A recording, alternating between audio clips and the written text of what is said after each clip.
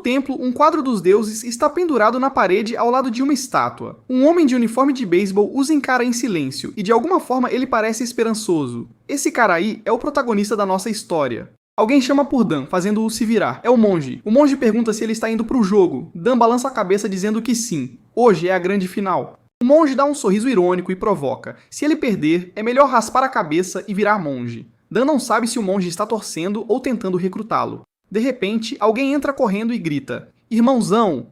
Uma adolescente aparece, meio sonolenta, escovando os dentes enquanto caminha. Ela semicerra os olhos e pergunta se ele já está saindo. Dan, confuso, pergunta por que ela acordou tão cedo. Ela manda ele estender a mão e coloca um chaveiro na palma dele. Dan encara o objeto, totalmente confuso. Ela fica irritada e explica que é um ursinho fofo. É um urso azul com chifres brancos, sobrancelhas grossas e presas afiadas. Dan não acha que fofo seja a palavra certa, o que a deixa ainda mais brava. Ela logo se desculpa, dizendo que não tem muito jeito para artesanato. Manda ele usar como um amuleto da sorte ou algo assim. Dan pergunta se foi ela quem fez, e a pergunta a deixa imediatamente tímida. Ele agradece e promete cuidar bem do presente. Depois bagunça o cabelo dela e a provoca por ser tão atenciosa de repente. Ela rebate na hora, dizendo que nem lavou o cabelo ainda. Dan pula para trás e grita que sua mão vai apodrecer. Ele até pede para o monge purificá-la. Ela dá um chute nele e manda ele ir logo. A discussão dos dois é sinceramente hilária. Mas então o monge chama o nome de Dan novamente. Ambos param. O monge diz baixinho para Dan voltar em segurança hoje também.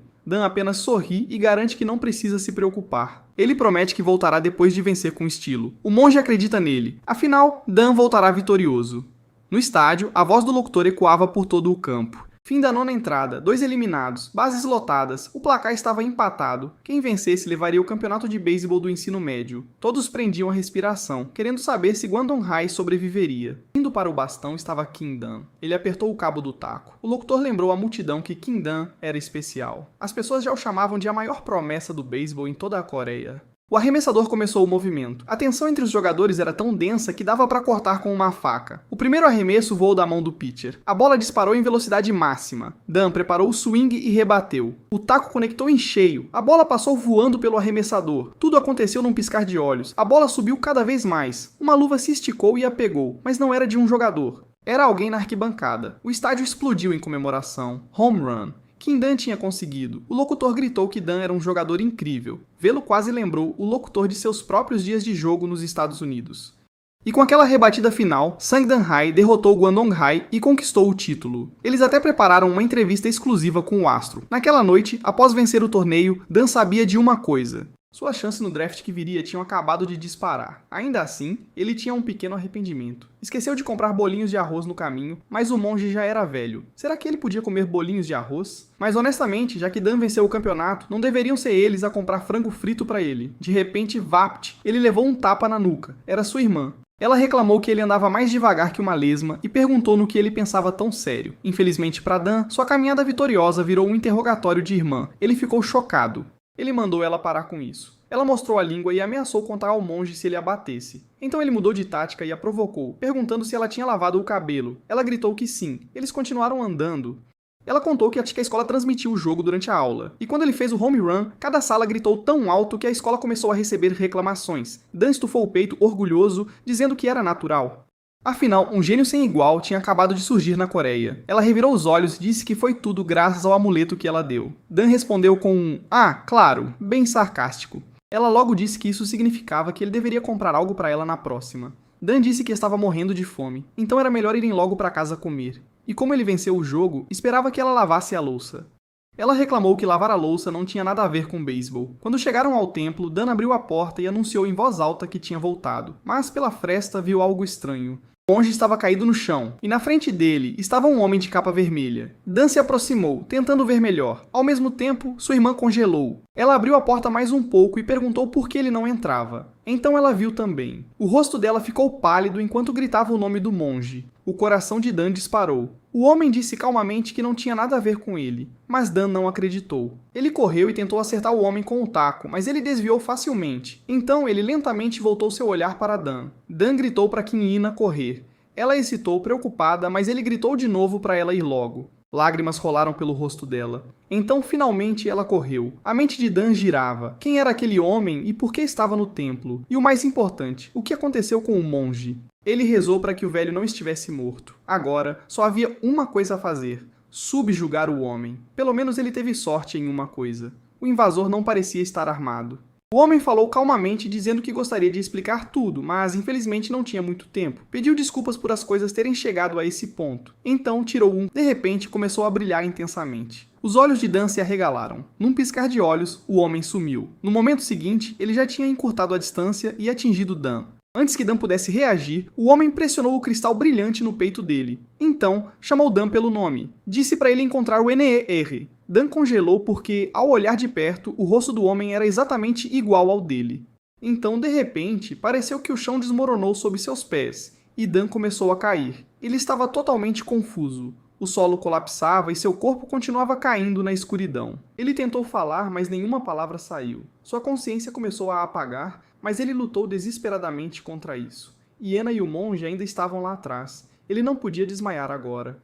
Quando abriu os olhos novamente, a cena à sua frente fez seu sangue gelar. Um crânio estava no chão e dentro dele uma centopeia se contorcia. Dan gritou. O esqueleto assustador fez sua pele arrepiar. Por que algo assim estaria aqui? Mais importante, onde exatamente ele estava? Parecia que ele tinha caído em algum tipo de caverna estranha. Sua mão tocou em algo por perto. Quando olhou para baixo, seu coração quase parou. Era um ovo, e dentro dele uma centopeia se retorcia. Dan sentiu uma onda de horror tomar conta dele. Então ele olhou em volta. Ovos! Eles estavam por toda parte. De repente, crack! Um dos ovos se abriu. Um membro saiu lentamente da casca. Depois o resto da criatura saiu rastejando. Tinha várias pernas e uma boca cheia de dentes afiados. A aranha começou a vir direto na direção dele. E ao redor, os outros ovos começaram a chocar também. Dan ficou paralisado de terror. Ele não fazia ideia do que estava acontecendo. A criatura de repente avançou e cravou as presas no ombro dele. Veneno correu por suas veias. Dan gritou e sacudiu a aranha para longe. Ele gemeu de dor enquanto seu braço queimava como se estivesse em chamas. Que diabos eram aqueles bichos? Mais deles começaram a vir em sua direção. Felizmente, seu taco tinha caído com ele. Ele rapidamente o pegou e balançou contra os bichos para mantê-los afastados. Mas sabia que não conseguiria lutar contra tantos de uma vez. Precisava sair dali primeiro. Dan correu o mais rápido que pôde enquanto os bichos o perseguiam. Ele continuou correndo, sem saber onde estava. Primeiro precisava encontrar um lugar para se esconder. Os bichos eram rápidos, rápidos demais. Então ele percebeu. Estava dentro de uma caverna enorme. Seus olhos se arregalaram enquanto os bichos se aproximavam.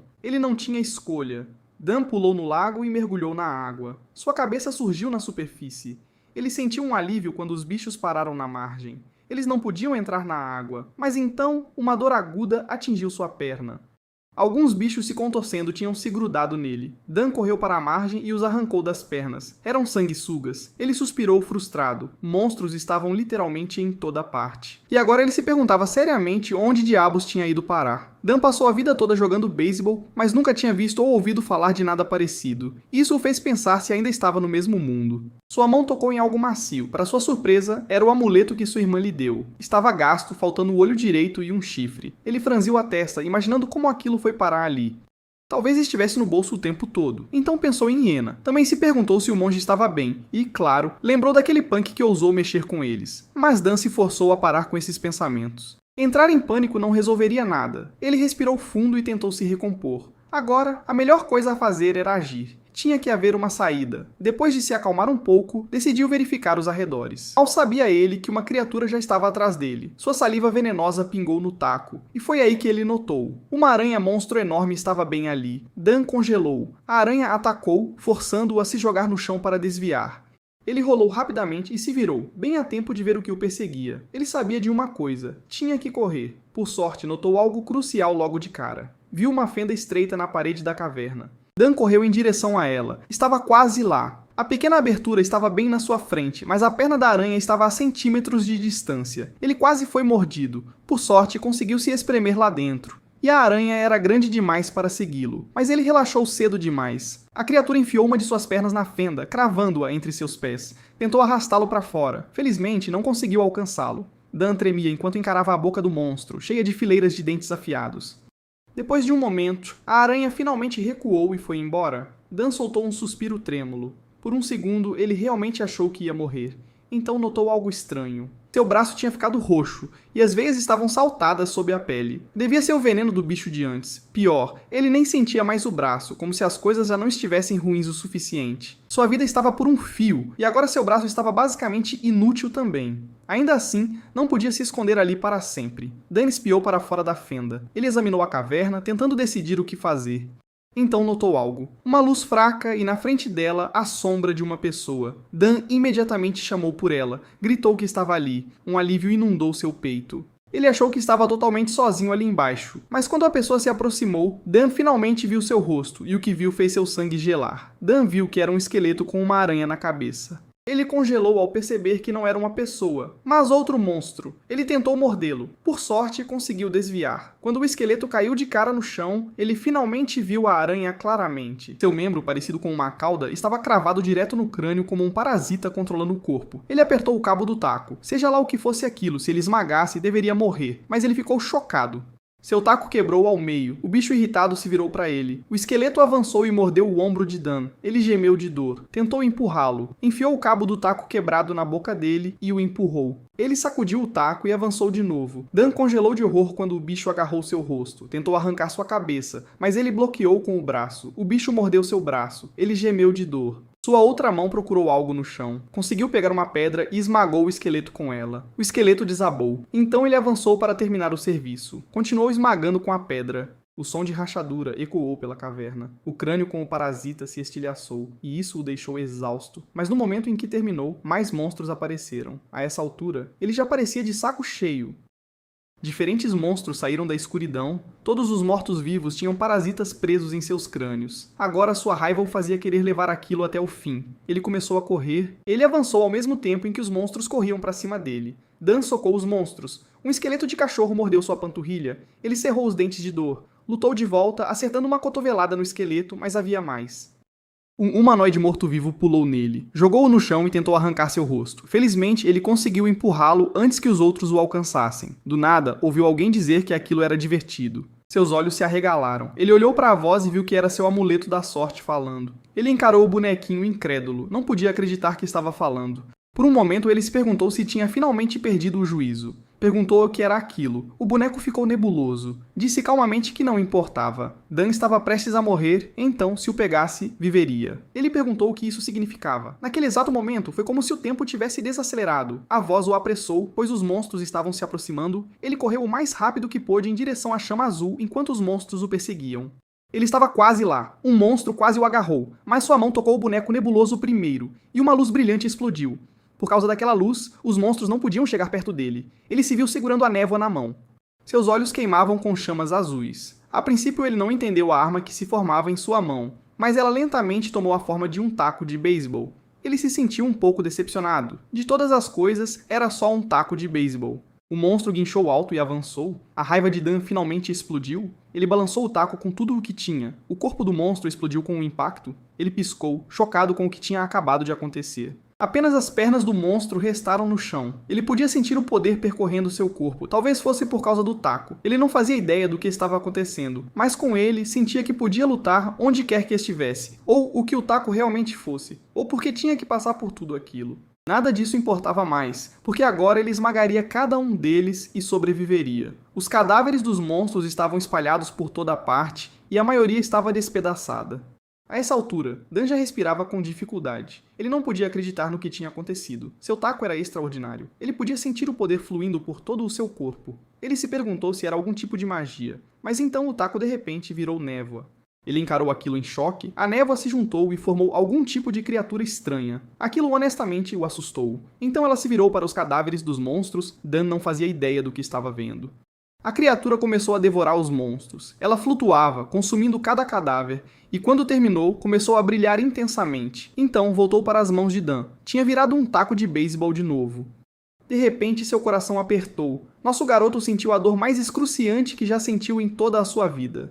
Ele se agachou por causa disso. Ele não fazia ideia de por que aquela dor repentina o atingiu. Então notou algo estranho acontecendo com seu corpo. O ferimento em seu braço tinha sumido, e não era só o braço. Até os pequenos arranhões tinham desaparecido. Tudo tinha cicatrizado instantaneamente, e ele se sentia mais forte de alguma forma. Ele se perguntou se era o poder do taco. Achou incrível. Com aquilo ele poderia realmente sobreviver. Mas seu estômago roncou alto, ele estava morrendo de fome. Então notou alguns cogumelos brilhantes por perto.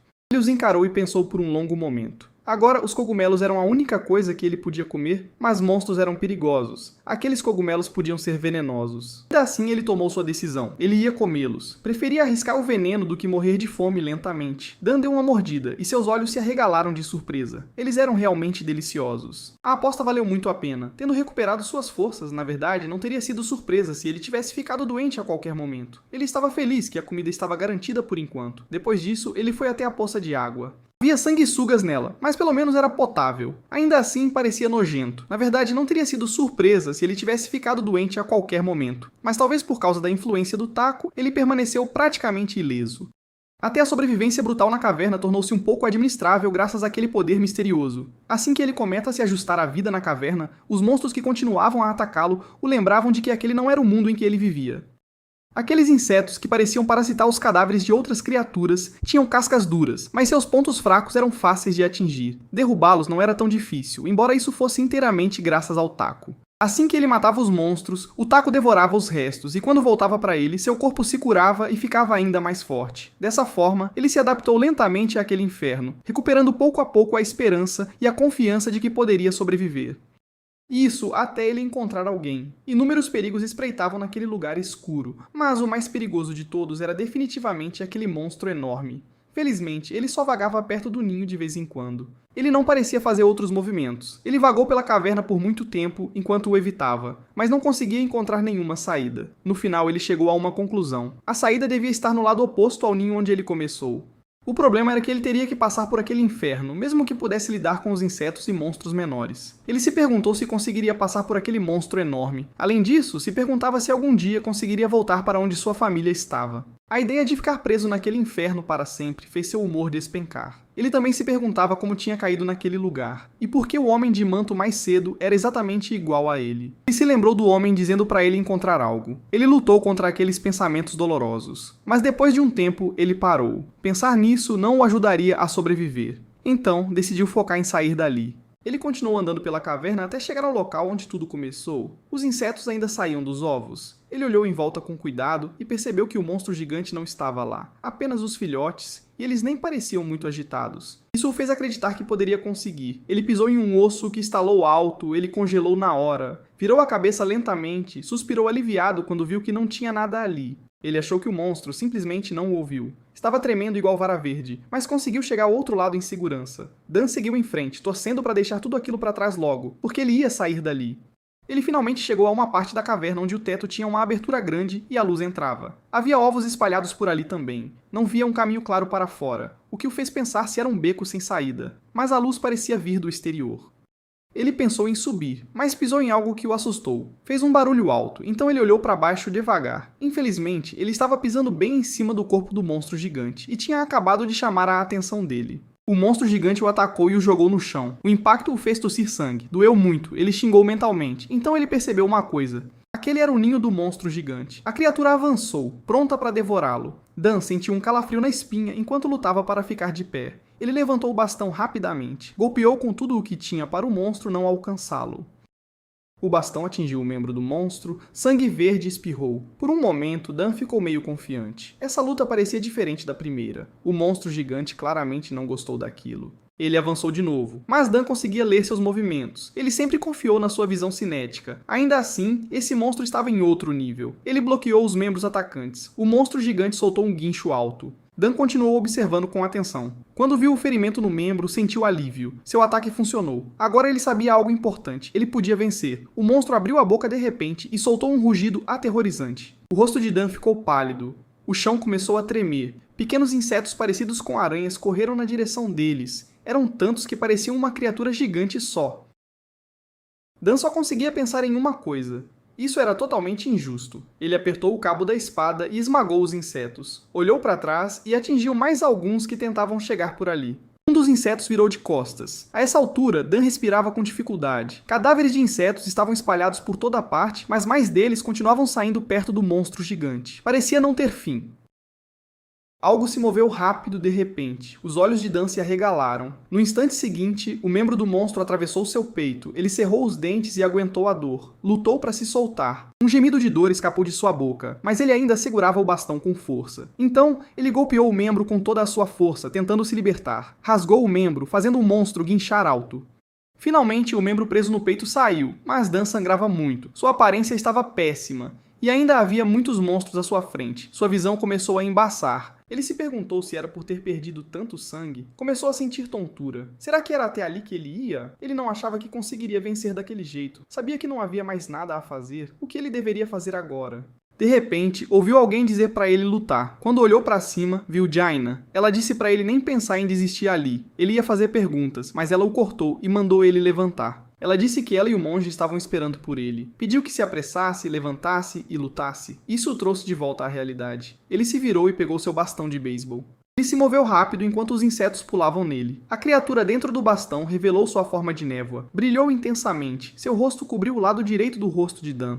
Ele murmurou que estava de saco cheio daqueles insetos, deu um passo à frente para encarar o monstro gigante. Avançou contra ele. Enquanto corria, uma névoa azul petróleo o seguia. Ele segurou o bastão com as duas mãos e golpeou com toda a força. O golpe arrancou um dos braços do monstro. Depois disso, o lado direito do seu rosto voltou ao normal. O monstro gigante desabou. Alguns escombros caíram do teto. A luz do sol vinda do buraco acima iluminou o cadáver desmembrado.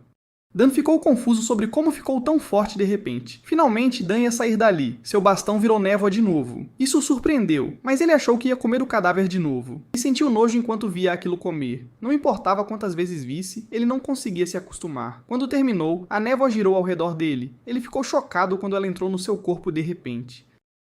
Ele segurou o ombro com força. Logo depois, seu ferimento cicatrizou, ele gostou de estar se curando, mas ainda não conseguia se acostumar com a dor. E mais importante, com o poder que agora tinha, ele percebeu que estava em um nível totalmente diferente de quando absorveu os outros monstros. Isso o fez pensar que seu poder cresce conforme o oponente é mais forte. Ele parecia sério. Ele podia não saber o que o esperava fora da caverna, mas confiava que com seu poder daria um jeito.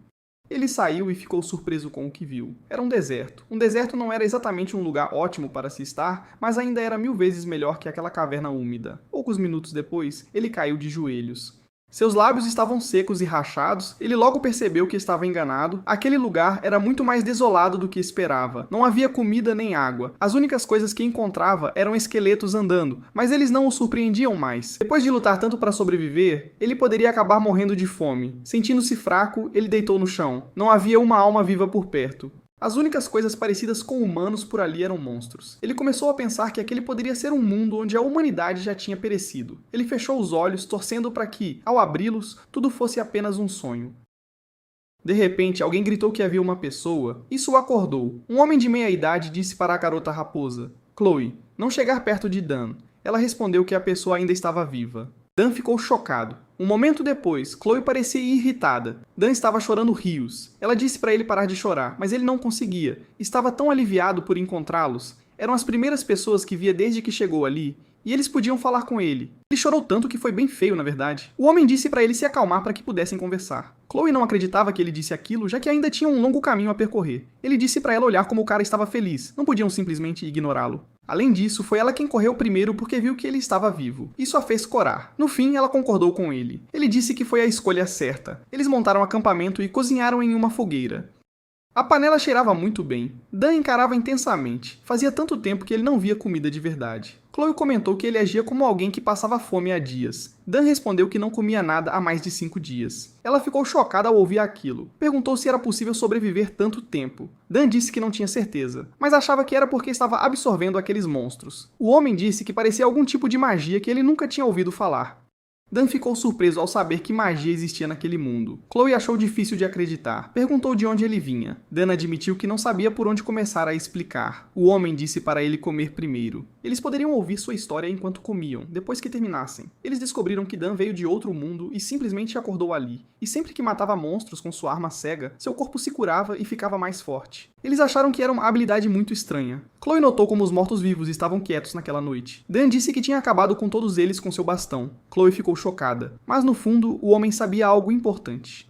Os mortos-vivos daquele lugar geralmente ressuscitam toda noite, não importa quantas vezes sejam destruídos. E ainda assim, os que Dan absorveu continuavam imóveis mesmo após o cair da noite. Ele se perguntou se havia algo especial naquela arma estranha. Observou Dan em silêncio, e então disse a Dan que, graças a ele, finalmente teria uma noite de sono decente. Sugeriu que, se Dan não tivesse um destino, deveria viajar com eles, e ele o ajudaria a encontrar um jeito de voltar ao seu mundo original. Chloe não podia acreditar que Ares tinha acabado de dizer aquilo. Ares olhou Dan direto nos olhos. Dan retribuiu o olhar e disse que ficaria grato por isso. Chloe só pôde suspirar. No dia seguinte, ela estava colhendo cactos. Guardou tudo em sua pequena bolsa. Dan aprendeu com ela que aquilo era comestível. Ele a elogiou por saber das coisas. Ela respondeu que era apenas conhecimento básico para sobreviver em um deserto tão árido. Dan a encarou com um sorriso enorme no rosto. Ela perguntou por que ele a olhava assim. Ele disse que ela o lembrava de sua irmã mais nova quando pequena. Chloe argumentou que ela era uma adulta formada. Então Dan se juntou ao grupo de Chloe e Ares. Enquanto caminhavam, bateram um papo. Dan perguntou a Chloe se suas orelhas eram reais, então ela perguntou se as pessoas do mundo dele não tinham. Ele disse que não.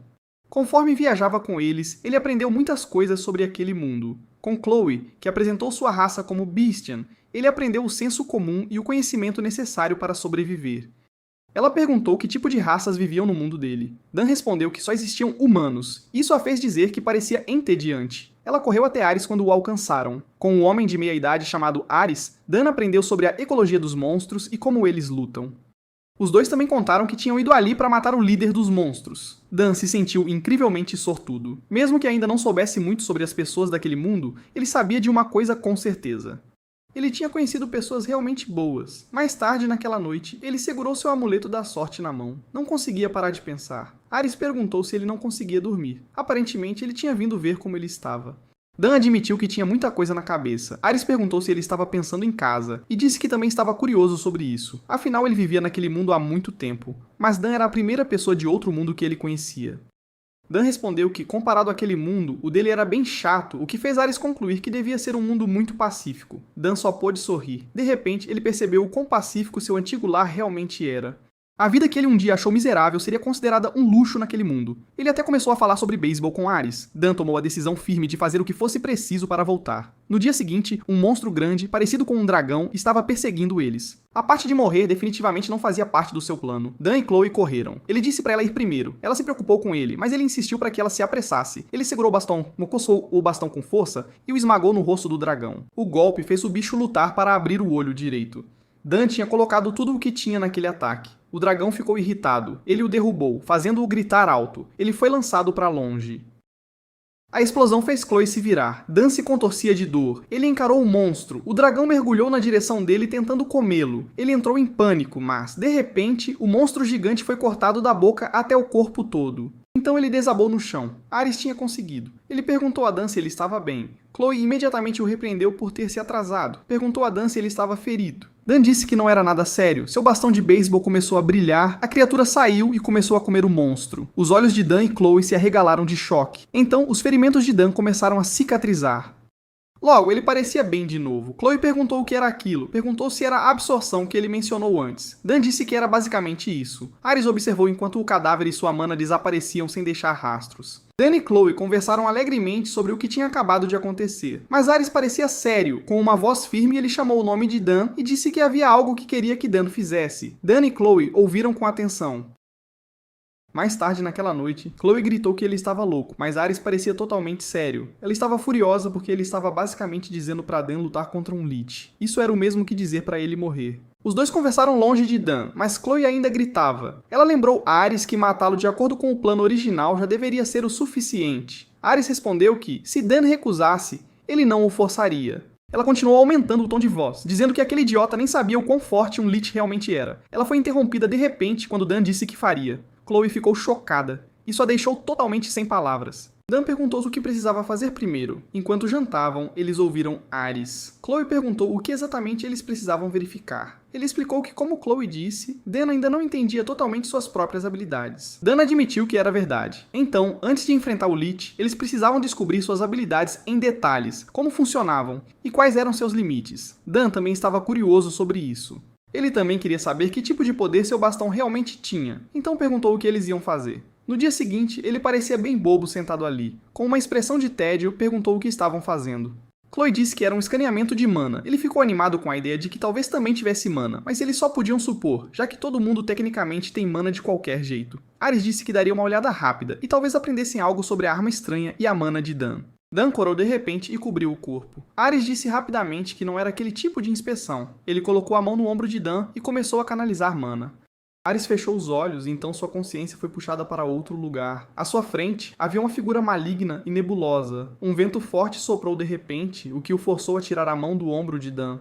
Ele parecia atordoado. Dan perguntou se ele já tinha terminado. Perguntou se Ares tinha descoberto algo. Ares disse que não. Infelizmente, ele não fazia ideia. Dan simplesmente disse que era uma pena. Mas no fundo, Ares sabia que não era mana normal. Parecia que algo mais vivia dentro do corpo de Dan. Só de sentir aquela mana causava uma forte rejeição. Ele já podia dizer que aquele poder era perigoso. Sob o céu brilhante, um esqueleto vagava por aí. Ele sentiu algo e olhou em volta. De repente, uma pedrinha o atingiu bem na cara, e ele desabou. Já tinha passado um bom tempo desde que Dan caiu naquele mundo. Ele não sabia o número exato de dias, mas achava que já passava de 3 meses. Durante esse tempo, ele absorveu incontáveis monstros. Seu corpo já tinha ido muito além do de um humano comum. Alguém o chamou, mesmo que o lugar estivesse cheio de monstros desconhecidos. Ele conseguiu aguentar porque não estava sozinho. Chloe disse que era hora de comer. Nosso protagonista terminou sua refeição feliz. Disse que foi uma ótima refeição. Ele elogiou Chloe pela comida incrível. Ela se encheu de orgulho e disse que era apenas uma habilidade básica. Dan perguntou se podiam esperar pelo jantar também. Ela disse que ele ia se surpreender. Ares notou algo.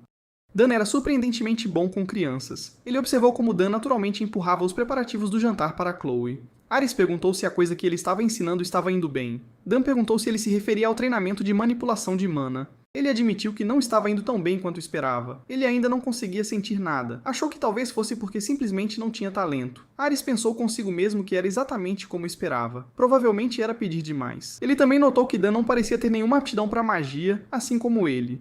Ares disse para ele não ficar tão desanimado, já que ele já estava sob a influência de mana. Disse que, se Dan continuasse se esforçando, talvez conseguisse controlar mana algum dia.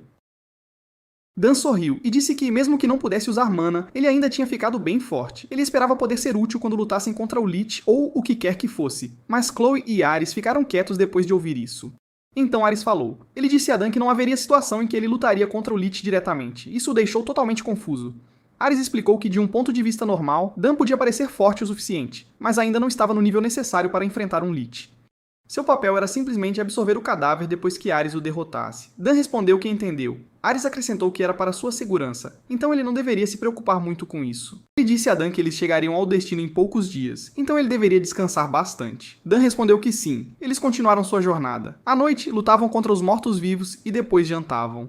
No dia seguinte, continuaram andando e lutando. E à noite, descansavam enquanto Ares vigiava. Mais um dia se passou. Chloe disse que já estava exausta. Ares disse para ela aguentar só mais um pouco. Assim que chegassem ao fim do cânion, a entrada da tumba estaria lá. Dan se ofereceu para carregar a bolsa dela. Ele colocou a mochila dela e simplesmente disse: "Vamos?" Isso a fez sorrir. Eles viajaram pelo cânion. Chloe parecia esperançosa. Ares confirmou que ela estava certa. Dan parecia nervoso. Eles finalmente chegaram à tumba do Lich. Entraram e desceram uma escadaria. Chegaram a uma sala vazia. Dan disse que o interior era mais limpo do que esperava. Chloe respondeu que ouvir aquilo soava meio sinistro. Ares os avisou para não baixarem a guarda, já que aquele era o tipo de lugar onde algo podia aparecer a qualquer momento. Dan o provocou, perguntando se ele achava que um fantasma ou algo assim apareceria de verdade. Ele fez uma pausa por um momento, então brincou que já sabia o que Ares diria a seguir, que estava bem atrás dele. Mas a piada se voltou contra ele, porque realmente havia um fantasma ali, e ele respondeu que o pegou. Dan gritou alto. O fantasma disse, "Oi", mas Dan o atingiu instintivamente. Ele o xingou por tê-lo assustado. Chloe perguntou se era realmente possível bater em um fantasma com um porrete. Dan respondeu que ter a determinação de bater nele era o que realmente importava. Enquanto exploravam a tumba, Dan perguntou a Ares que tipo de cara o Lich era. Ares ficou quieto no início, então disse que o Lich era o governante da Terra dos Mortos. Ele ressuscita e comanda incontáveis mortos-vivos. Quando entraram em outra sala, um morto-vivo apareceu de repente e o surpreendeu. Ares continuou, dizendo que se o Lich fosse ressuscitado e recuperasse totalmente suas forças, ele lideraria um exército de mortos-vivos para destruir o mundo. Era por isso que eles tinham que derrotá-lo antes que ele recuperasse seu poder. No entanto, mesmo que fosse derrotado, ele seria ressuscitado novamente em 100 anos através de magia. Isso até Ares ver a habilidade de Dan. Se Dan pudesse absorver e destruir completamente os mortos-vivos, então talvez fosse possível apagar o mestre deles também. Dan o encarou com os olhos arregalados depois de ouvir isso. Então disse que talvez não fosse tão difícil, embora não tivesse certeza se o porrete funcionaria como eles esperavam. Não absorveu todos os monstros, e ele nem entendia como aquilo funcionava, mas acreditava que dariam um jeito. Ele nem prestava atenção por onde andava. Chloe e Ares viram o que vinha pela frente e ficaram preocupados. Chloe mandou ele esperar. Dan parecia confuso. Ele se virou e perguntou por que não vinham. Ares gritou para ele sair dali imediatamente. Um círculo mágico começou a brilhar. Dan não fazia ideia do que eles falavam. E então, ele sumiu. Chloe e Ares travaram. Estavam horrorizados. Dan não estava mais com eles. O corredor ficou em silêncio até alguém passar correndo em disparada. Era Ares com Chloe nos braços. Ela perguntou por que ele estava com tanta pressa. Exigiu saber o que tinha acontecido lá atrás. Ares parecia tenso. Se culpou por não ter pensado direito. Algo assim podia acontecer a qualquer hora naquele lugar. Só esperava não ter chegado tarde demais. Enquanto isso, Dan caiu no chão. Ele se perguntou que luz era aquela. Olhou em volta, sem saber onde estava. Então viu algo à frente que o fez pular. Era uma porta enorme com um crânio esculpido no topo. Ele definitivamente não esperava ver aquilo. Era o tipo de porta que gritava que algo horrível esperava atrás dela. Ainda assim, sentiu um alívio por não ser uma armadilha que decepava membros. Dan se forçou a manter a calma e esperar por Ares. Ao mesmo tempo, Ares esmagava monstros sem nem diminuir o passo. Ele era incrivelmente rápido. Chloe perguntou de novo o que estava rolando. Ele disse que o que Dan pisou era o círculo de teletransporte do Lich. Ela perguntou para onde o levou. Se ele acertou, seria a câmara do Lich. Dan olhou em volta e sentiu um calafrio na espinha. Uma figura de armadura sombria estava sentada no trono, com um elmo de chifres e armadura negra, uma capa roxa sobre os ombros, mãos em repouso, emanando a aura fria e intimidadora de um governante das trevas. Mas não se movia. Dan ficou nervoso. Percebeu que era o Lich, mas parecia estar dormindo. Sentiu-se sortudo. Pensou que se não o acordasse, talvez sobrevivesse. Ele realmente esperava que isso acontecesse. Mas havia um problema. Ele já estava dentro da sala. Como podia ativar outra armadilha sem querer, decidiu ficar parado e esperar em silêncio no escuro. Mas então seu taco de beisebol começou a brilhar. Ele não fazia ideia do porquê, já que nunca tinha acontecido antes. O Lich abriu os olhos. Dan ficou tenso na hora. O Lich se moveu. Chamas roxas explodiram de seus olhos enquanto seu rosto sombrio encarava a frente, irradiando uma aura aterrorizante. A situação era de roer as unhas. Ele agarrou o cajado e o ergueu, chamas cósmicas surgindo atrás, sua armadura brilhando enquanto uma aura horrível se espalhava. Dan sabia de uma coisa, ele estava ferrado. Enquanto isso, Chloe ficou chocada com o que descobriu. Ares sentiu que o Lich tinha acordado. Voltando ao nosso protagonista, as pernas de Dan falharam e ele caiu no chão. Ele percebeu logo que aquele inimigo estava em outro nível. O Lich apontou o dedo e o poder começou a se acumular na ponta. Dan ficou alarmado. Um raio massivo de energia roxa disparou e atingiu o chão numa explosão violenta. Dan sabia que não tinha como desviar. Ele cerrou os dentes e decidiu cortar aquilo. Balançou o taco e rebateu a energia poderosa como se fosse uma bola. Colocou toda a sua força na atacada.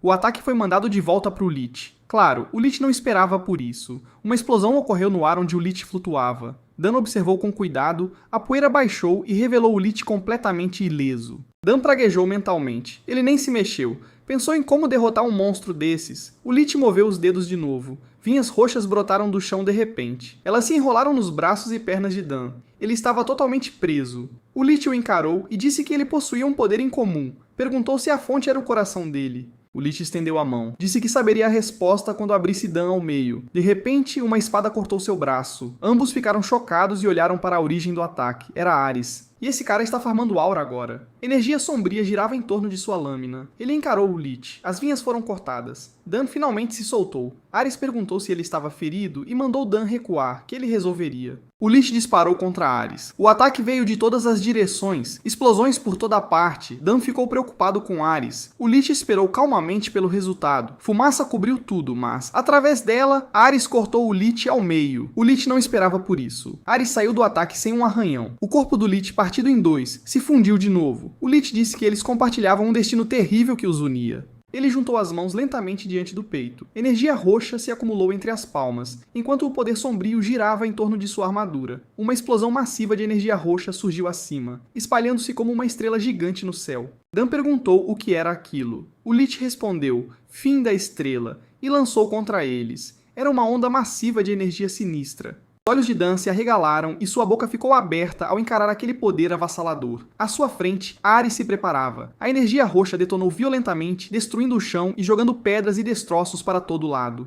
Quando o caos diminuiu, Ares ainda estava na frente de Dan, protegendo-o. Sua espada estava cravada no chão e ele a segurava firme. Parecia exausto, e o Lich ainda flutuava acima deles.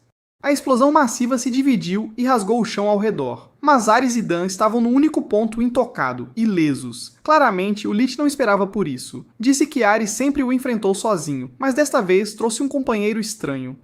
Isso o fez pensar se Ares preparou algum trunfo secreto para destruir seu corpo. Mas Ares não foi o único a preparar um presente. Mais uma vez, o Lich juntou as mãos e ativou um feitiço chamado Sussurro do Vazio. Ares ficou alerta. De repente, o ambiente ao redor ficou borrado. O Lich agora estava bem ao lado dele. Disse que aquele era um espaço criado só para ele. Ares perguntou se o Lich planejava um duelo 1 contra 1. O Lich disse que parecia legal, mas seu plano real era abrir o presente que Ares trouxe. Dan foi transportado para aquele espaço também. O Lich disse que sabia que Ares preparou uma adaga para perfurar seu coração, mas que a lâmina seria usada contra ele. Ares ficou em silêncio. Não conseguia mover um músculo sequer. Suspeitou ser uma magia mental, não a realidade. Sabia que se libertar não seria fácil. Normalmente ele levaria tempo para analisar e desfazer o feitiço. Mas se demorasse, a vida de Dan estaria em perigo. Só podia esperar que Dan aguentasse mais um pouco. Enquanto isso, Dan recebia ordens para se entregar ao governante dos mortos e terror dos vivos. Uma pressão esmagadora o forçou a render tudo. O Lich queria sua carne e seu poder. De repente, uma besta fantasmagórica gigantesca apareceu. Seus olhos brilhantes e presas enormes pairavam sobre o campo de batalha. Ela respondeu ao Lich com uma recusa clara, dizendo que o receptáculo pertencia a ela. A criatura dentro do taco de Dan estava furiosa por o Lich ousar entrar em seu domínio sem medo. O Lich não fazia ideia do que estava acontecendo. O que quer que estivesse ali era muito mais poderoso que ele. Momentos depois, Dan se viu de volta na sala. Ficou lá, atordoado. A magia do Lich se quebrou. Para sua surpresa, o Lich o xingou. Por trazer algo assim consigo, Ares viu a brecha, entrou em posição de combate e golpeou o Lich. Ares parecia muito sério. No momento em que o Lich foi cortado, a besta de Dan avançou e o devorou até não sobrar nada. Dan gemeu de dor. Ares ouviu e ficou preocupado. Dan perguntou o que tinha acontecido. Seu taco de beisebol começou a brilhar intensamente e, de repente, energia roxa correu para Dan. Ares reconheceu na hora. Era a mana do Lich. A energia envolveu Dan, fazendo-o gritar de dor. Poder sombrio e sinistro emanava de seu corpo. A quantidade de mana era avassaladora. Ares se preocupou com o que aconteceria se Dan absorvesse aquilo. Dan agarrou o peito com força, a testa pressionada contra o chão. Então ele desabou de cara. Ares correu até ele, gritando para que ficasse consciente. Pensou se era um efeito colateral de absorver o Lich. De repente, alguém falou: Lorde Aesclepius. Ares travou em choque. Virou-se lentamente para a voz. Uma mulher tinha aparecido. Dan ouviu alguém chamando seu nome. A voz disse para ele encontrar Aenir. Assim que ouviu isso, ele acordou. Gritou bem alto. Quando olhou em volta, tudo estava calmo. Isso o deixou ainda mais confuso. Procurou por Ares e Chloe, mas não os encontrou em lugar nenhum. E se perguntou para onde tinham ido. Então notou uma bolsa e um bilhete por perto. Era um bilhete dizendo que algo urgente surgiu, então tiveram que seguir em frente. Disseram também que conseguiram derrotar o Lich, graças a ele. Infelizmente, Dan nunca tinha visto aquelas letras antes, então não sabia ler. Mas mais importante, ele teve um mau pressentimento. Achou que talvez tivessem simplesmente o abandonado. Um pouco antes, Ares estava de mau humor. Ele perguntou à mulher o que a trazia ali. A mulher era Aquinas. Ela era alta, com longos cabelos carmesim, caminhando com graça calma. Usava um vestido preto decorado com uma borboleta dourada, a cauda do vestido aberta como asas de borboleta. Ela sorriu para ele, informou que Sua Majestade Imperial o tinha convocado. Ares guardou a espada na bainha. Para ele foi uma notícia repentina. Ela perguntou desde quando isso era uma surpresa. Afinal, Sua Majestade nunca pedia permissão antes. Ares franziu a testa. Ela disse que poderiam discutir os detalhes no palácio, já que parecia que ele tinha terminado seus negócios ali mesmo. Estavam prestes a entrar no portal quando alguém chamou Ares. Ambos se viraram para a voz. Era Chloe. Ela perguntou se Dan estava bem. Então perguntou rapidamente o que aconteceu com Lich, mas quando viu Aquinas, travou de susto. Sua expressão ficou furiosa. Aquinas apenas acenou para ela como se fossem velhas amigas. Então Chloe notou Dan caído no chão. Correu até ele e tentou acordá-lo. Ares disse para ela se acalmar. Explicou que Dan provavelmente desmaiou pelo choque de absorver o Lich. Sua condição não era fatal. Aquinas apenas observava a cena. Ares parecia longe de estar satisfeito. Ele claramente tinha mais perguntas sobre isso, mas precisava ir. Chamou Chloe e disse para ela colocar comida e um mapa numa mochila pequena e deixar para Dan. Chloe ficou chocada, mas entendeu a missão. Aquinas os observava em silêncio. Ela tinha ficado desconfiada de Dan. Afinal, tinha acabado de ouvir que ele absorveu o Lich. Achou aquilo bem divertido. Era uma informação muito interessante. Ela nem conseguiu esconder seu sorriso sinistro. Alguns segundos depois, ela percebeu e voltou a si rapidamente. Ao mesmo tempo, tudo estava pronto. Ares disse que podiam ir. Caminharam em direção ao portal, mas Ares parou de repente ao lado de Aquinas. Inclinou-se e sussurrou um aviso para ela. Seria sensato deixar de lado o interesse naquele garoto. Isso se ela quisesse viver por muito tempo. Chloe olhou para trás, para Dan, antes de entrar no portal. Aquinas fez o mesmo. Dan ainda estava lá, dormindo pacificamente, totalmente alheio ao drama acontecendo ao seu redor. Ela murmurou baixinho que manteria isso em mente. Então o portal se fechou. No momento atual, Dan reclamou que eles foram muito malvados. Ele se sentiu muito triste. Eles não estavam juntos há muito tempo, mas ele já os considerava como família. Ele não podia acreditar que o deixaram daquele jeito. Por um momento, até pensou que era o único que realmente se importava. Depois de desabafar um pouco, finalmente aceitou que eles provavelmente tinham seus motivos. Ares disse que derrotaram Lich graças a ele, mas Dan honestamente se perguntou se tinha feito alguma coisa, e definitivamente não se sentia mais forte, mesmo tendo absorvido o bicho. Ele coçou a cabeça e pensou sobre isso. Se fosse esse o caso, pensou que deveria pelo menos pegar uns espólios para compensar. Tinham acabado de derrotar um chefão enorme, então devia ter algo bom por ali. Ele pegou um orbe de crânio de elfo amaldiçoado de grau heróico. Havia também um cajado da dor e desespero de grau lendário. Então ele encontrou uma espada demoníaca gritante de grau único, uma adaga ritualística manchada de sangue de grau lendário e um item heróico. Martelo de guerra de espírito vingativo, que medo. Dan olhou para a pilha de armas e decidiu ignorar. Cada uma parecia capaz de amaldiçoá-lo para sempre. Melhor não. Logo, ele saiu da tumba, pegou o mapa e a bússola. Era bem mais difícil do que esperava. Afinal, passou a vida toda usando GPS de celular. Segundo o mapa, havia uma vila depois da floresta, a oeste. Era longe. Dan soltou um longo suspiro. Estava sozinho de novo. Ainda assim, seguiu viagem. No caminho, deu de cara com um morto-vivo. O esqueleto cambaleou para trás após o golpe. 3 meses se passaram desde que se separou de Ares e dos outros. Nesse tempo, cruzou o deserto sozinho. Graças ao que aprendeu com eles, sobreviveu sem grandes problemas. Mesmo assim, foi uma jornada solitária, mas finalmente Dan estava deixando aquele lugar desolado. Chegou a uma área cheia de grama e árvores altas, o primeiro verde que via em quase algo pacífico e belo, sem monstros ou tempestades de areia, apenas a natureza. De repente, uma explosão aconteceu ali perto. Dan apenas encarou a direção do estrondo. Ele parecia totalmente indiferente. Naquela floresta, alguém corria muito rápido. Era um loiro que parecia um aventureiro. Ele praguejou mentalmente, sem entender o que estava acontecendo.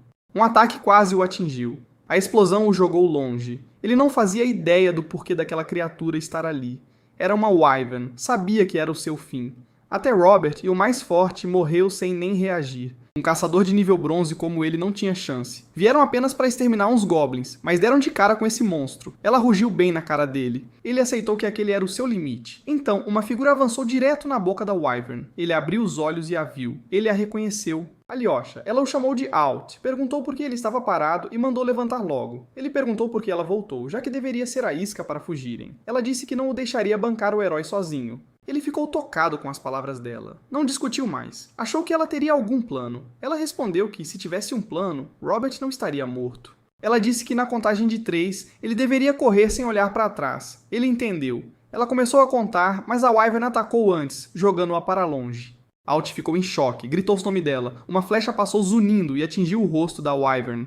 Alt ficou horrorizado ao ver que Saris, outra conhecida, tinha aparecido. Foi ela quem disparou. Pediu desculpas e explicou que não conseguiu fugir sozinha. Ele gritou para ela sair dali imediatamente. A Wyvern se moveu e avançou direto para Saris. Ela estava prestes a ser devorada. Naquele momento, desejou que alguém viesse. Lágrimas rolaram. Inesperadamente, alguém apareceu e esmagou a cabeça da Wyvern. Caris e Alt ficaram pasmos. Era Dan, e nosso garoto simplesmente deu um cacete na Wyvern. Momentos depois, Alt e Saris agradeceram sinceramente. A Wyvern morreu com um galo enorme na cabeça. Dan disse que não foi nada, mas Alt insistiu que não era bem assim. Dan salvou as vidas deles. Se não fosse por ele, estariam mortos. Felizmente, Alyosha também estava bem. Mas derrotar uma Wyvern com um golpe fez Alt perguntar algo. Ele era um caçador de alto nível, Alt até chutou que fosse nível ouro, ou talvez platina. Mas nosso protagonista não sabia o que dizer. Eles esperaram a resposta. Dan apenas perguntou do que estavam falando. Os dois ficaram confusos. Dan não fazia ideia do que eles queriam dizer. Momentos depois, Alt carregou Alyosha enquanto seguiam caminho. Dan contou que veio de outro mundo. Achou que eles não acreditariam, mas Alt disse que seu salvador não mentiria sobre isso.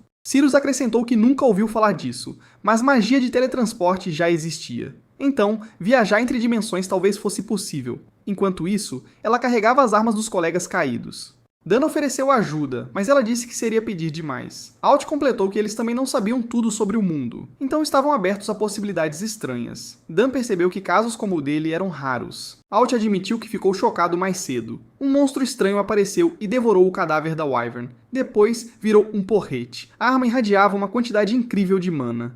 Alt perguntou se todos no mundo de Dan tinham habilidades assim. Dan ficou numa saia justa. Então, apenas respondeu que provavelmente sim. Era mais fácil do que explicar tudo.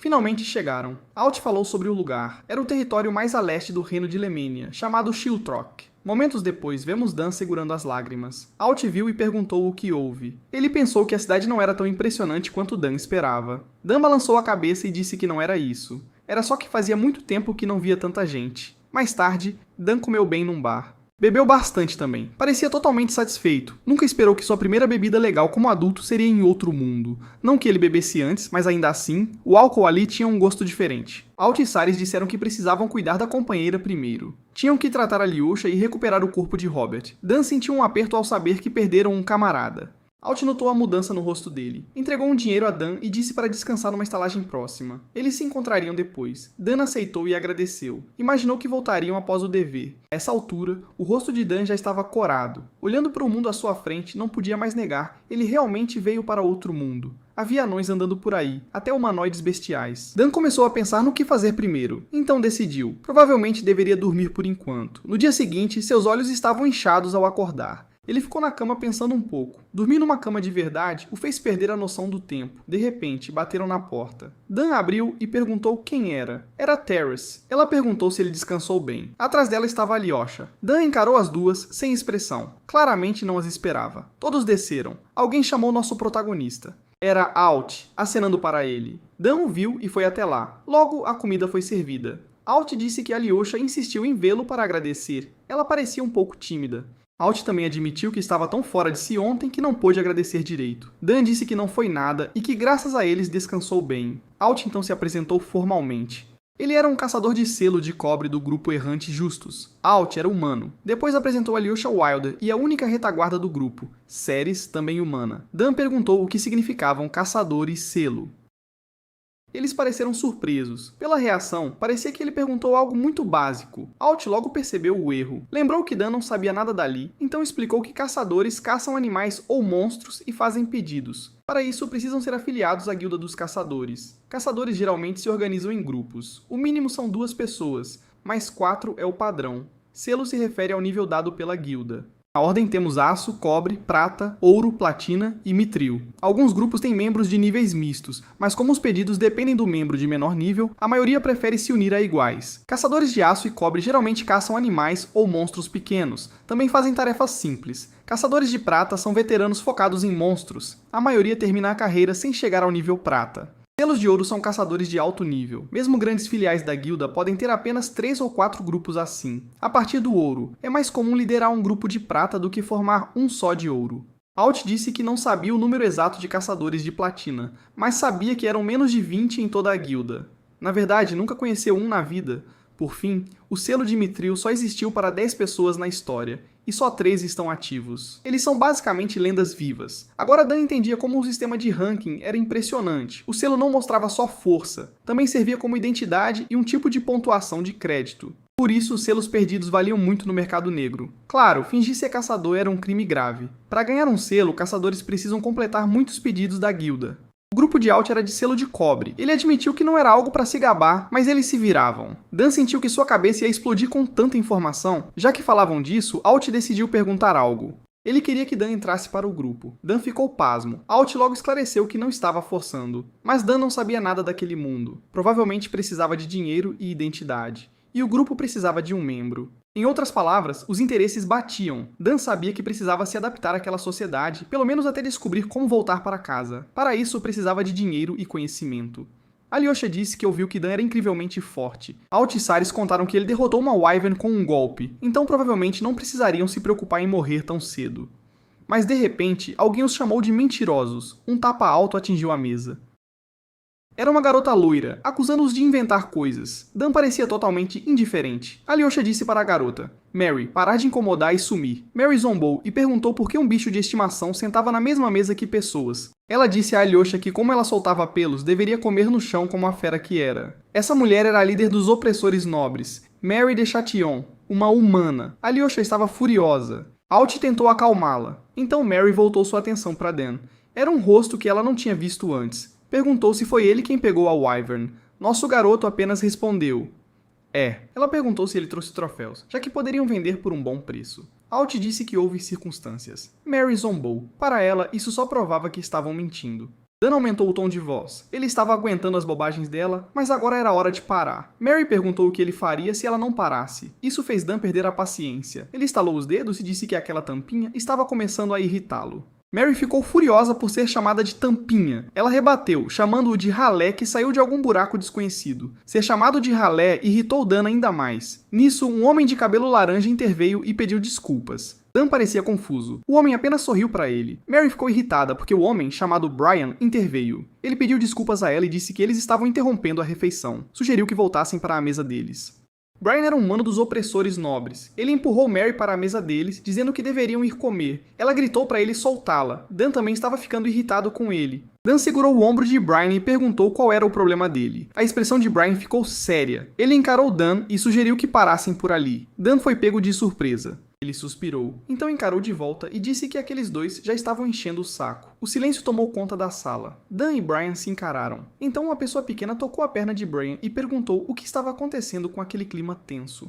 Ela disse para Brian parar também. Afinal, Mary tinha começado. Brian só pôde suspirar. A garotinha pediu desculpas pelo problema. Explicou que ouvir alguém derrotar uma Wyvern com um golpe era difícil de acreditar. Foi por isso que Mary agiu de forma tão rude. O nome dela era Erin. Ela era uma anã. Dan apenas a encarou. Não podia acreditar que a baixinha era a pessoa mais madura ali. Claro.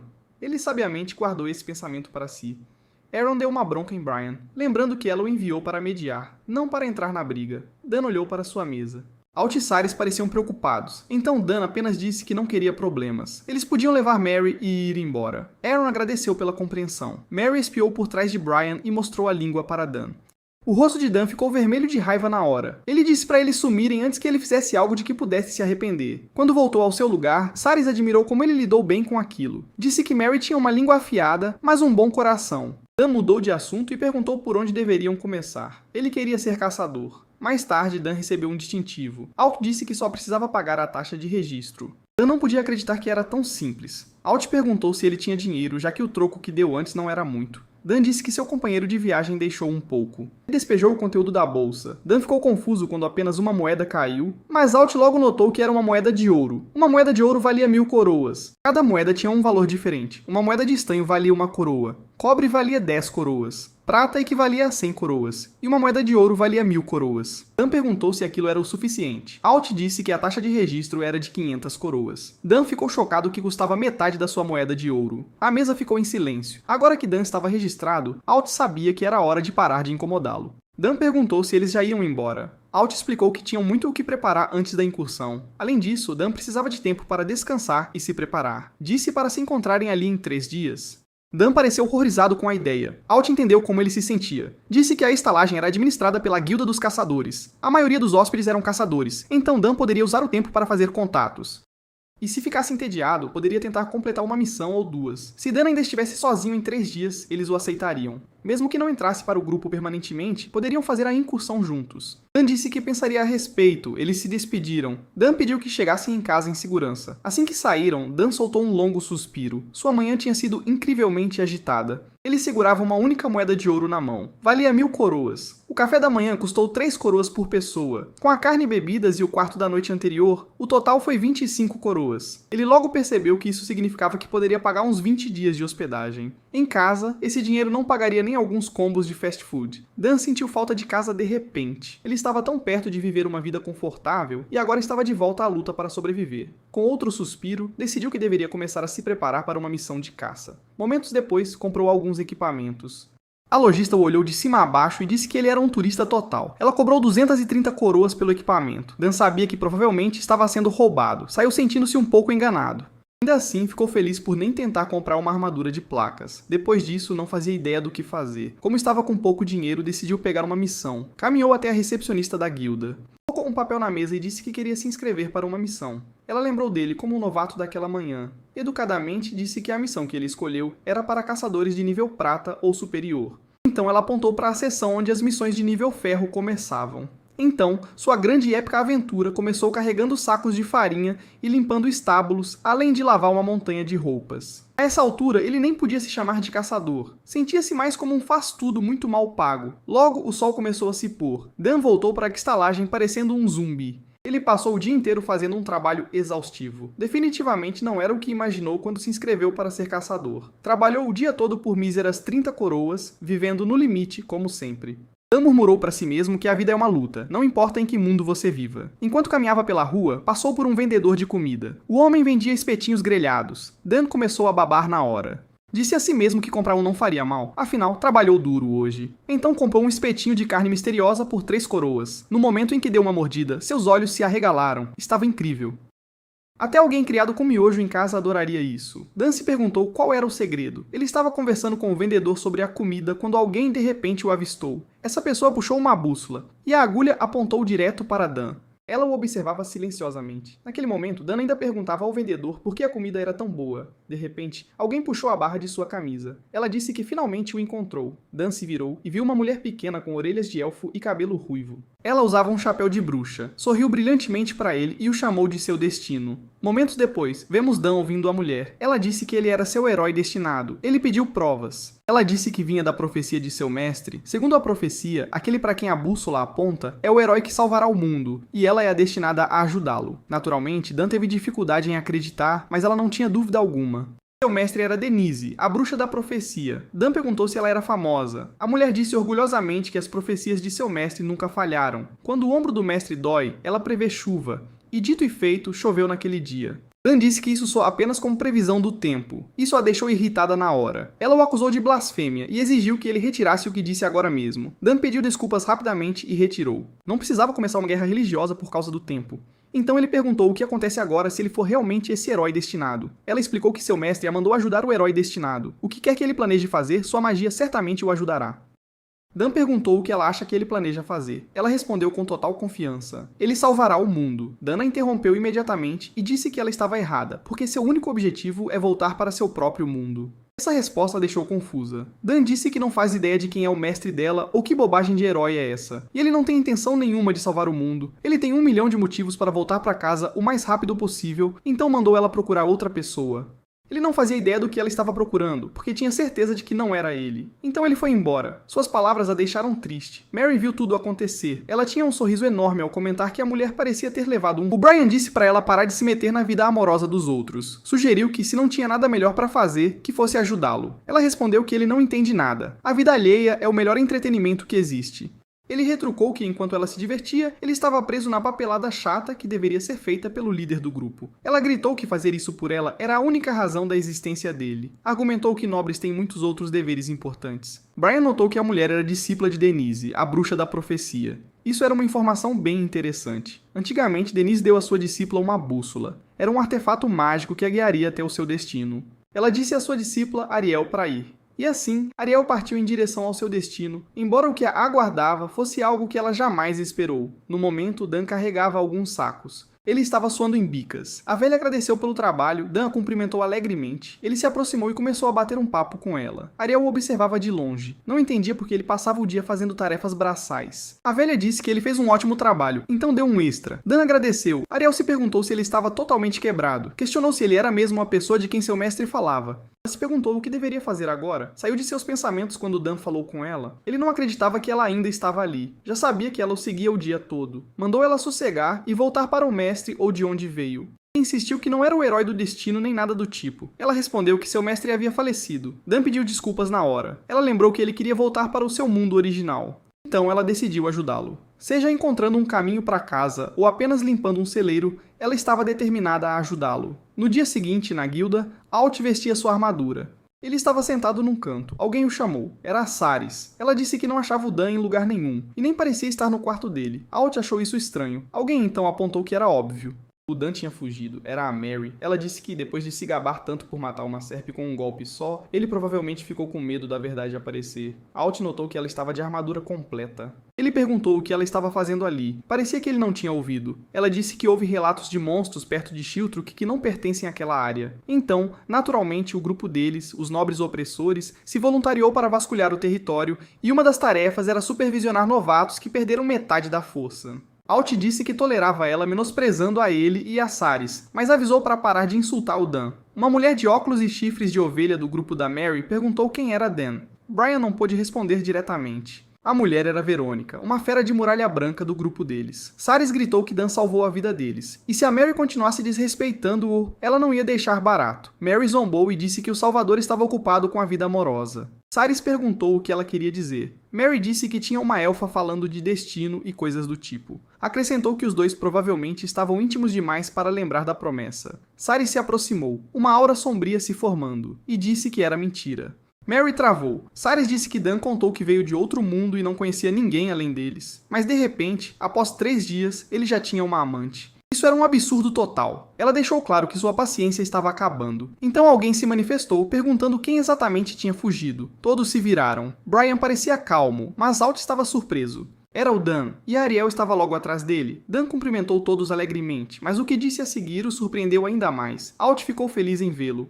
Dan sorriu de volta. Disse que esperava não estar atrasado. Mary imediatamente o acusou de ser um traidor. Ariel e Dan ficaram sem palavras. Mary deu uma bronca no Dan por abandonar o grupo só para ficar com outra pessoa. E enquanto isso acontecia, notei a aura sombria em torno da Cyrus. Acho que essa garota está com ciúmes. Enfim, Mary o chamou de traidor sem vergonha. Dan estava ficando irritado e perguntou por que ela estava se metendo nisso. Alt disse que não era obrigatório, então não se importava. Ainda assim, foi inesperado. Ele falava da maga elfa. Perguntou como se conheceram. Cyrus ainda emanava uma aura bem perigosa. Dan disse que era uma longa história. Ariel calmamente disse que foi ela quem o encontrou, que o destino a levou até ele. Dan não acreditava que ela disse aquilo em voz alta. Alt e Mary começaram a corar. Enquanto isso, Cyrus parecia estar a 2 segundos de cometer um crime. Brian estava em outra mesa, ouvindo quieto, mas até ele começou a corar. Achou que o lugar estava servindo um drama romântico de primeira. Dan rapidamente gritou para Ariel não falar daquele jeito, pois as pessoas entenderiam errado. Alt perguntou o nome dela. Ela disse. Depois perguntou se ela participaria da subjugação. Ela disse que sim, mas deixou claro que não tinha interesse em nada além de ajudar o Dan. Ela até tirou a licença de caçadora ontem por esse motivo. Brian achou que ela parecia o tipo de esposa dedicada. Verônica comentou que ela parecia pura demais. Alt disse que a Lyosha não pôde vir porque os ferimentos não cicatrizaram, então ter mais gente era um alívio. Dan pediu desculpas por não discutir antes. Alt disse que estava tudo bem. Como todos já estavam lá, Alt sugeriu que partissem. Todos concordaram. Goblins são monstros pequenos com a inteligência de uma criança. Eles são naturalmente hostis e usam ferramentas rudimentares. Atacam assentamentos humanos para roubar gado e bens. Embora um goblin sozinho não seja uma grande ameaça, o hábito de andar em bandos os torna um incômodo sério. Alt explicou que, ultimamente, há relatos frequentes de ataques de goblins em vilarejos perto de Shiltrock. A última vez que procuraram uma colônia de goblins, acabaram atacados por uma serpe e foi quando conheceram o Dan. Agora Dan finalmente entendeu o que aconteceu. Entendeu a situação, mas ainda não entendia por que o grupo da Mary o seguia. Alt explicou que, entre o incidente da serpe e tudo mais, houve um aumento estranho de monstros perto de Shiltrock, então acreditava que estavam lá para investigar esta anomalia e oferecer proteção. Mary disse ao Dan que ele deveria se sentir honrado, porque eles pessoalmente o agraciaram com a presença dele só para proteger um Zé Ninguém de distintivo de aço como ele.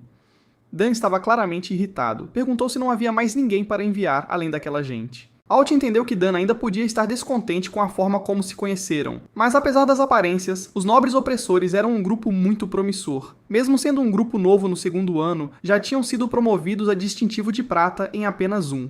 Eles tiveram um desempenho brilhante e eram candidatos à promoção mais rápida para distintivo de ouro. Dan ainda parecia cético. Mary se virou para Ariel e perguntou de onde ela era. Brian tentou pará-la, mas Ariel parecia desinteressada na pergunta. Alt admitiu que eles eram indivíduos únicos. Dan murmurou que um dia ia dar um tapa na cabeça daquela pirralha arrogante. Antes de continuarem, Alt lembrou de algo que precisava confirmar. Como Dan usava uma arma de impacto, ele ficaria na linha de frente. Cyrus e Ariel ficariam na retaguarda. Ele perguntou a Ariel em que tipo de magia ela se especializava. Ela pareceu confusa e perguntou o que ele queria dizer. Alt se perguntou se a pergunta era difícil de entender. Admitiu que não era especialista em magia, mas ouviu dizer que havia várias classificações: destruição, aumento, alquimia, invocação e necromancia. Por exemplo, Verônica era proficiente em magia de aumento. A maioria dos magos tem um tipo principal, então ele achou que saber o da Ariel ajudaria na estratégia. Ele admitiu timidamente que era sua primeira vez num grupo com um mago. Magos são tão raros que a maioria mal vê um até chegar ao posto de prata. Agora ela entendeu o que ele queria dizer. Ela ia responder quando uma flecha apareceu a centímetros do seu rosto. Ela não foi atingida porque Dan a pegou a tempo. Todos ficaram em alerta. Foi disparada por goblins, e ninguém sentiu a aproximação. Dan encarou a direção do tiro. Brian entrou em modo de combate, mas Mary o parou. Ela disse que não precisavam intervir. Queria deixar para o grupo do Alt, já que eram caçadores de verdade. O Goblin guinchou alto, mas antes que pudesse se mover, foi atingido pelo taco de beisebol do Dan. Dan notou os outros Goblins. Alguns já estavam cortados, e outros tinham flechas neles. Ele olhou para os membros do seu grupo e comentou que foi mais fácil do que pensava. Alt disse que as habilidades dele eram impressionantes como sempre. Cyrus disse que era estranho Goblins emboscarem caçadores armados. Alt concordou, já que Goblins costumam atacar os fracos, então vão atrás de crianças ou idosos primeiro. E embora não tivesse certeza se foi intencional, eles miraram na Ariel, a maga, primeiro. De qualquer forma, ainda tinham que encontrar e limpar a colônia, porque havia uma grande chance de não serem só aqueles. Dan de repente percebeu algo. Deveria ter deixado um vivo. Perguntou se deviam ir mais fundo agora. Cyrus e Alt ficaram de queixo caído. Até Ariel parecia alarmada. Enquanto isso, Dan continuava perguntando como era essa colônia. Mary também estava chocada. Dan só falava. Vendo que ninguém ousava fazer um som, ele ficou confuso. Perguntou se algo estava errado. Ele não fazia ideia de que um monstro gigante e vermelho estava pairando logo atrás dele. Alt gritou para ele olhar para trás. Dan se virou lentamente. As garras do monstro já estavam vindo em sua direção. Mary avançou com sua lança e desviou o braço. Ela já estava em modo de combate total. Dan e Alt ficaram surpresos ao vê-la intervir. Não esperavam que Mary se movesse primeiro. Brian disse para Dan ficar para trás. O grupo deles cuidaria daquilo. Dan ficou sem palavras. Brian parecia muito sério. Eles não esperavam que um troll das montanhas aparecesse tão perto do ladrão. Ele disse a Mary que algo estranho estava acontecendo. Mary avisou a todos para não baixarem a guarda, porque aquele monstro não era um oponente fácil. Dan disse que também lutaria, mas Alt disse imediatamente que não, porque ele só atrapalharia. Alt admitiu que Dan era forte. No entanto, os nobres opressores também eram um grupo experiente. Se Dan entrasse agora, havia uma grande chance de atrapalhar a coordenação. Então Alt sugeriu que confiassem neles por enquanto. Dan pensou sobre isso. Ariel simplesmente suspirou. Brian deu um sinal para Verônica. Ela começou a cantar e ativou seu espírito de batalha. O feitiço impulsionou os membros do grupo. Alt ficou surpreso que ela aplicou magia de fortalecimento em 3 pessoas ao mesmo tempo. O troll das montanhas os travou. Então avançou direto para a Mary. Ela levantou o escudo e conseguiu bloquear as garras, mas o impacto foi pesado. O monstro a empurrou para trás. Ao mesmo tempo, Erin mirou sua besta no monstro. Ela disparou uma flecha bem quando Brian avançou. Atingiu o troll das montanhas no olho. Ele cambaleou para trás. Brian chamou sua dama. Ela já sabia o que fazer. Posicionou o escudo para que ele pudesse pisar e se lançar alto no ar. Então ela confiou o monstro a ele. Brian segurou a espada com força e cortou o outro olho. Sangue jorrou como uma fonte, fazendo o troll das montanhas rugir de dor. Dan ficou impressionado com o quão incríveis eles eram. Cada membro se movia como se fossem parte do mesmo corpo. Pareciam uma equipe de verdade que treinou centenas de vezes. Brian pousou ao lado de Mary. Ele bloqueou a visão do troll, mas o ferimento foi superficial. Com o poder de regeneração do troll, ele se curaria num instante. Esse era o pior confronto possível para eles, já que não tinham um ataque mágico real. Mary sugeriu que mirassem no coração, a fonte da regeneração. Ela disse para Verônica se preparar. O grupo dos nobres opressores era conhecido como uma equipe refinada por causa da coordenação suave e posicionamento estável, mas eles também tinham uma fraqueza fatal. Era o poder destrutivo. A besta da Erin era lenta para recarregar, dificultando causar dano sério a monstros gigantes. Brian, que lutava na linha de frente com Mary, usava 2 adagas curtas, mal adequadas para lutar contra monstros grandes. Verônica, a única maga, só podia usar magia de fortalecimento, então sua habilidade ofensiva era quase inexistente. Mary, que ficava na linha de frente, usava uma arma única chamada lança. E como uma lança é projetada para combate montado, seu centro de gravidade pende para trás, dificultando para um soldado a pé sem mobilidade liberar todo o seu poder. No entanto, o grupo dos nobres opressores compensava isso de uma forma bem incomum. Eles focavam sua magia de fortalecimento inteiramente em uma pessoa, e nesse caso, essa pessoa era a Mary. Verônica lançou fortalecimento de força, velocidade, durabilidade e arma nela. Mary, uma lutadora de infantaria pesada, de repente ganhou força e velocidade explosivas com os feitiços acumulados, e finalmente atingiu uma velocidade que nem a cavalaria conseguia igualar. Quando Cyrus viu, ficou de queixo caído. Enquanto isso, Ariel observava de perto. Por causa disso, Mary ganhou um apelido na guilda dos caçadores. Chamavam-na de Unicórnio Dourado. O troll das montanhas mal reagiu antes de notar o quão rápido ela se movia. No instante seguinte, ela atravessou direto o lado esquerdo do corpo dele. Ela saiu do outro lado com um sorriso. Alt e Dan ficaram lá com a boca aberta. Eles podiam literalmente vê-la através do buraco enorme no corpo do troll. Mary declarou orgulhosamente que um troll não era nada contra ela. Ela até começou a se gabar do grupo, mas nunca terminou a frase. De repente, vomitou sangue. Alt e Cyrus travaram e Brian correu direto para ela. Deu uma bronca imediata porque aquele método coloca uma pressão extrema no corpo dela. Mary simplesmente disse que um nobre deve sempre liderar pelo exemplo. Para ela, aquele sacrifício não significava nada. Ela então disse que deveriam voltar por enquanto e pedir reforços. Infelizmente para eles, a situação estava longe de acabar. Uma flecha de repente atravessou direto o peito dela. Os olhos de Brian se arregalaram em choque puro. Até Mary parecia confusa. Suas pernas enfraqueceram. Seu rosto rapidamente ficou pálido. Da floresta escura à frente, vários monstros apareceram lentamente. Eles marcharam um por um, goblins e trolls. Brian encarou a frente e perguntou o que diabos era aquilo. Eram muitos deles. Alt sentiu um calafrio na espinha. Ele perguntou de onde todos aqueles monstros vieram. Mary chamou Verônica. Verônica pulou de susto. Mary disse para ela pegar Aaron e os outros e sair dali. Ela ganharia algum tempo. Aaron imediatamente pareceu preocupado com ela. Brian ia falar. Mary já sabia o que ele queria dizer, mas implorou para não dizer. Lembrou sobre a nobreza obrigar e disse que agora era a vez dela cumprir seu dever como nobre. A expressão de Brian se contorceu de dor. Então o momento tenso de repente quebrou quando alguém falou e disse para ela não ser tão dramática. A voz disse que há um limite para o quanto ela pode subestimar um cara.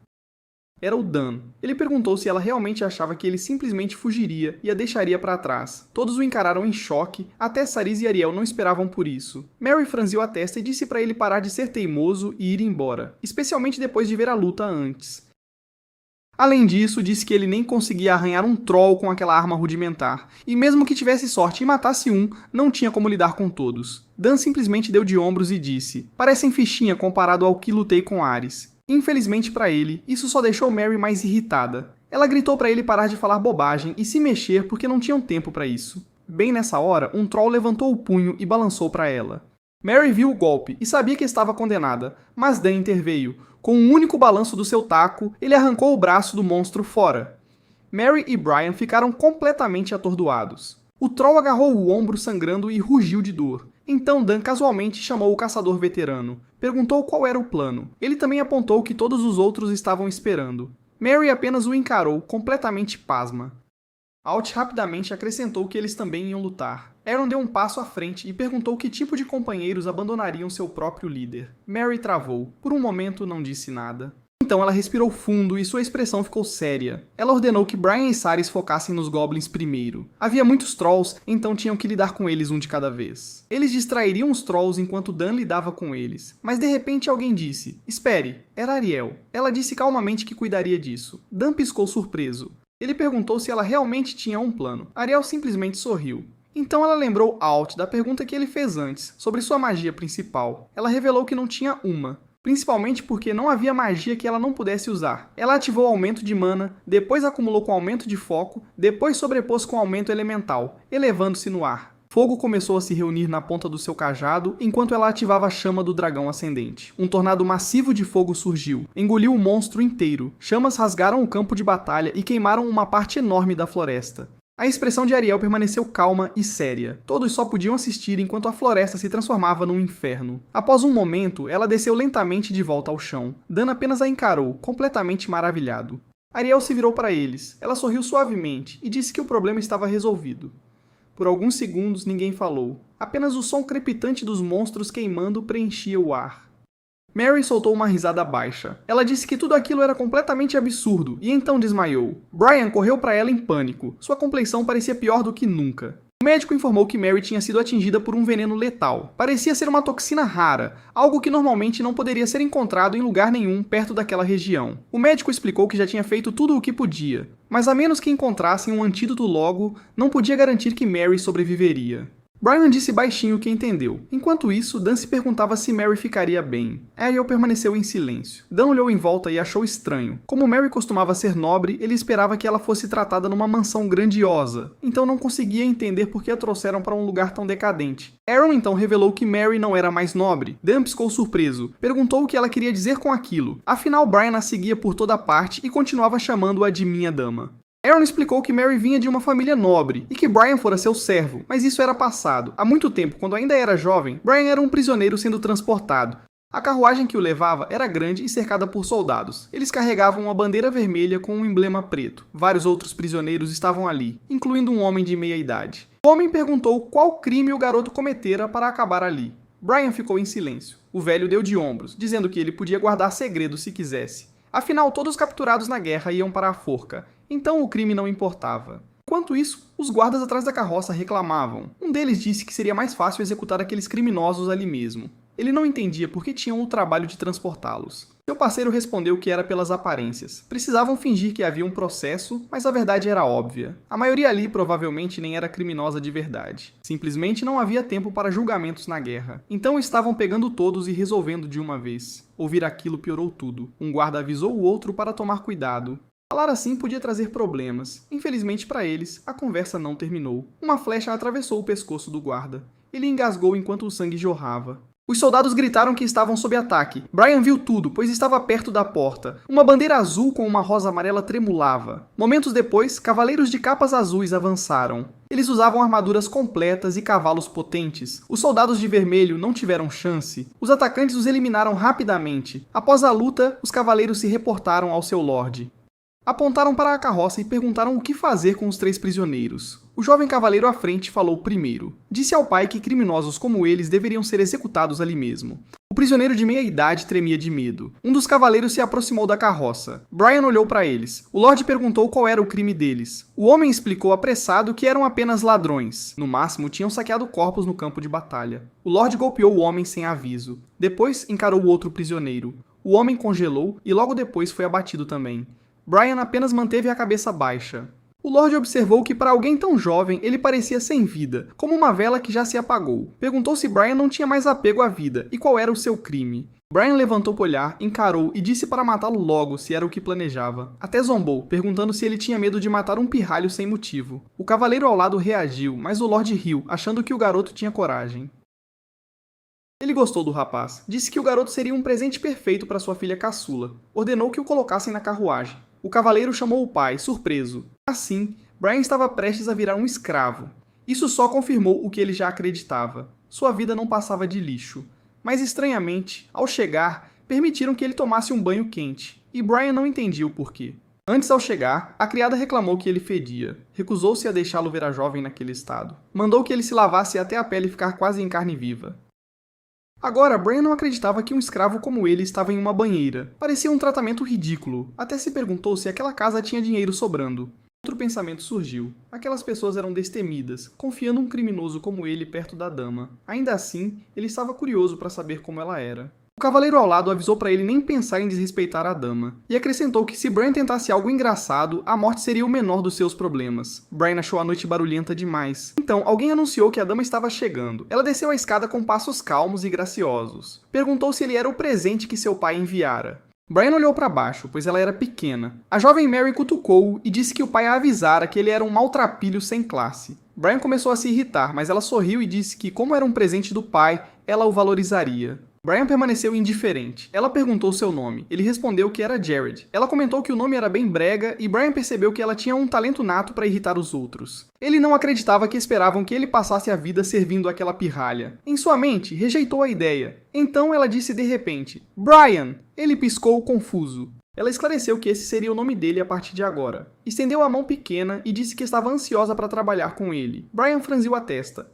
Em sua mente, o nome Brian soava incrivelmente cafona. Dizem que humanos se adaptam. Em vez de roubar nas ruas, Brian agora passa os dias fazendo tarefas domésticas que nunca tentara antes. Em vez de comer comida roubada ou restos podres para sobreviver, ele agora come refeições quentes feitas só para ele. Em vez de pessoas querendo matá-lo, pessoas gentis se aproximam dele. Faz poucos meses que ele vive assim, mas já parece confortável, como se vivesse assim desde sempre. Linda, a criada, perguntou se ele aguentava. Ele respondeu que estava tudo bem. Ela o estudou e colocou a mão na testa dele. Como ela pensava, ele ficava melhor com a testa à mostra. Isso o fez corar. Ele virou o rosto e perguntou o que foi aquilo de repente. Porém, havia algo problemático em sua vida. Alguém o chamou alto. Ele foi ao quarto de Mary. Ela disse imediatamente que queria comer doces. Seu maior problema era a jovem que o chamava a qualquer hora, sem aviso. Ele mandou que pedisse às criadas, mas ela disse que a mãe proibira doces, e as criadas não a ouviam. Ele a encarou, e ela estufou as bochechas, fazendo bico. Ele só pôde suspirar. Trouxe uns macarrões, e ela ficou feliz na hora. Comeu tudo com vontade. Então, ela declarou orgulhosa que era exatamente o que esperava de Brian.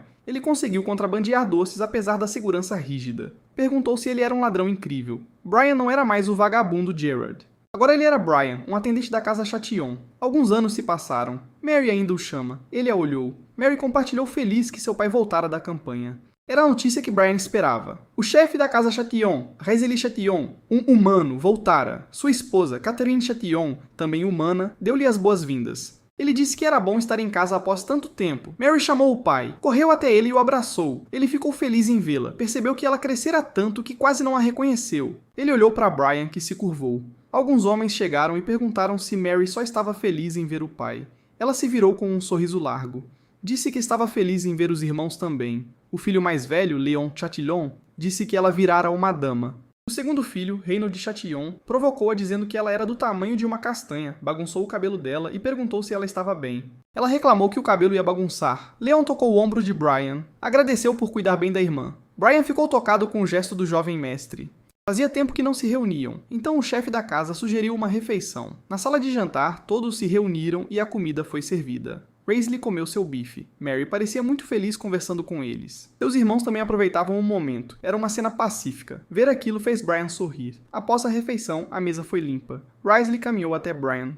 Disse que queria conversar um pouco. Brian não esperava aquilo, sob o luar. Eles beberam algo. Fazia 5 anos que Brian vivia ali. Raisley perguntou se a vida fora suportável. Brian pensou antes de responder. Disse que fora mais do que poderia pedir. A resposta fez Raisley sorrir. Disse que ele parecia muito diferente do homem de 5 anos atrás, que estava vivo, mas desejava estar morto. Brian disse que era graças a ele. Ele dera a um homem moribundo uma segunda chance e um motivo para viver. Raisley perguntou sobre a vida que ele lhe devia, e se ele estava disposto a usá-la por ele. Brian não esperava aquela pergunta. Enquanto falavam, vários homens a cavalo se aproximaram da mansão. Aqueles cavaleiros carregavam tochas acesas. O comandante levantou a mão e deu o sinal. Naquela noite, o alvo era a mansão. Brian correu para o quarto de Mary. Ela acordou e perguntou o que ele fazia ali àquela hora. Ele gritou para ela fugir imediatamente. Ela não fazia ideia do que ele falava. Enquanto isso, lá fora, Raisley sorria, mas estava furioso. Ele encarava um homem chamado Jeffrey, o comandante dos cavaleiros que cercavam sua casa. Jeffrey Lutz, humano e chefe da Associação Nobre do Reino Central.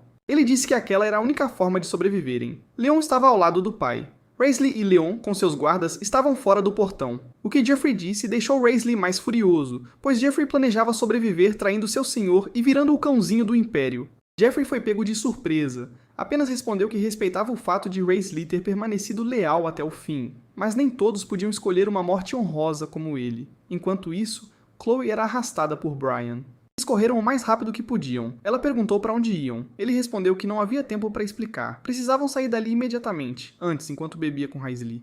Raisley revelou que um banho de sangue varreria aquele lugar, e confiou Mary a Brian. Brian perguntou o que aconteceria com seu Lord. Raisley apenas disse para ele cumprir sua responsabilidade, que ele cumpriria a dele. Naquele momento, Raisley zombou de Jeffrey. Disse que ele não deveria tentar capturá-lo com apenas um punhado de soldados. Jeffrey respondeu calmamente que nunca viria de mãos vazias enfrentar o homem conhecido como o mais forte do Reino Central. Os olhos de Raisley se arregalaram. Ele viu os Zodíacos. A criatura tinha uma silhueta massiva e volumosa. Raisley ficou furioso. Gritou que Jeffrey trouxera o comandante inimigo para a capital real. Poucos minutos depois, a mansão queimava. As criadas tinham sido esfaqueadas. Mary viu tudo. Corpos estavam espalhados pelo jardim. Ela parou e encarou tudo, vazia. Brian gritou com ela, dizendo que tinham que ir agora.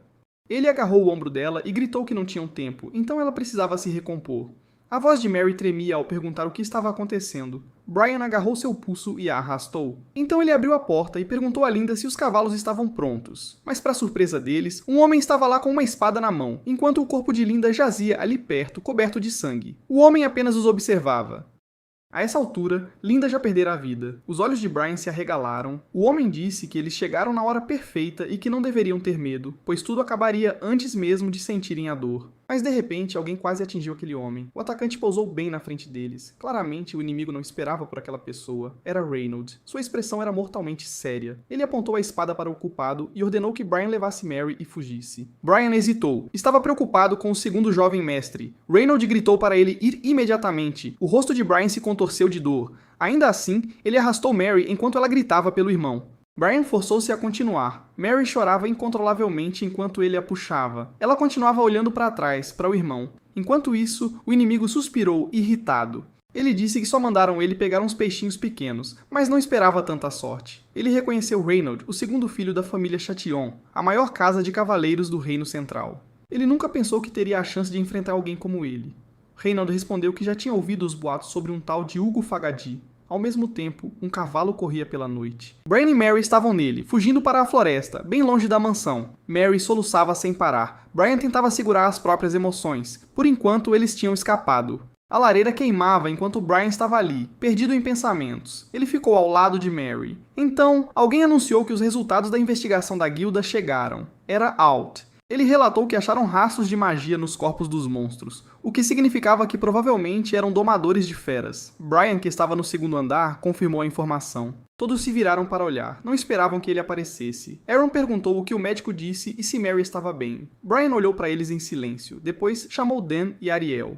Ele pediu que lhe emprestassem sua força. Em outro lugar, uma mulher sentiu que algo estava estranho. Ela já tinha fornecido fundos, homens, monstros, veneno e até o tempo perfeito.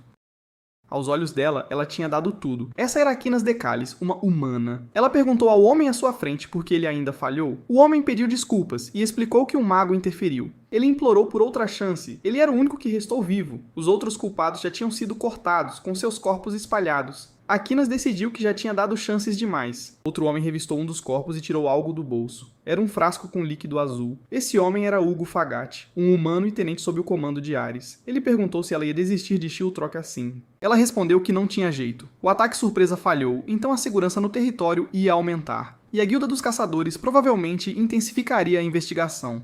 Ela temia que a guilda notasse algo. E acima de tudo, ela não queria ficar do lado ruim de Asclepius. Afinal, isso começou como uma brincadeira. Ela disse a Hugo que estava voltando. Hugo apenas a observou. Ele disse que ficaria porque tinha assuntos pendentes. Ele a viu partir. Então murmurou que tinha algo que não resolveu há muito tempo. Ele falava de Mary. Enquanto isso, um homem era espancado, com as mãos amarradas, caído no chão. O agressor disse que não estava com paciência. Esse agressor era Brian. Ele avisou o homem. Seria melhor se ele começasse a falar a verdade. Dan estava com ele. Ele vigiava os outros homens amarrados. Ele parecia inquieto. Enquanto isso, Ariel estava sentada de lado. Parecia que estava dormindo. O homem que apanhou gritou que não sabia de nada. Ele disse que nunca viram domadores de feras ou trolls. Brian não acreditou. Não tinha como um cara que sabia de tudo que entrava e saía da área perder um grupo de monstros e magos daquele tamanho. Afinal, interrogar caras assim era a especialidade deles. Mas o homem insistiu que não tinha motivo para mentir. Brian ficou tão irritado que levantou a lâmina para esfaqueá-lo. O homem fechou os olhos, mas alguém segurou o pulso de Brian. Brian encarou quem o parou. Era Dan. Dan disse que já bastava. Lembrou Brian que ele só veio para ajudar a achar o antídoto de Mary. Ele não tinha intenção nenhuma de ajudar com tortura ou assassinato.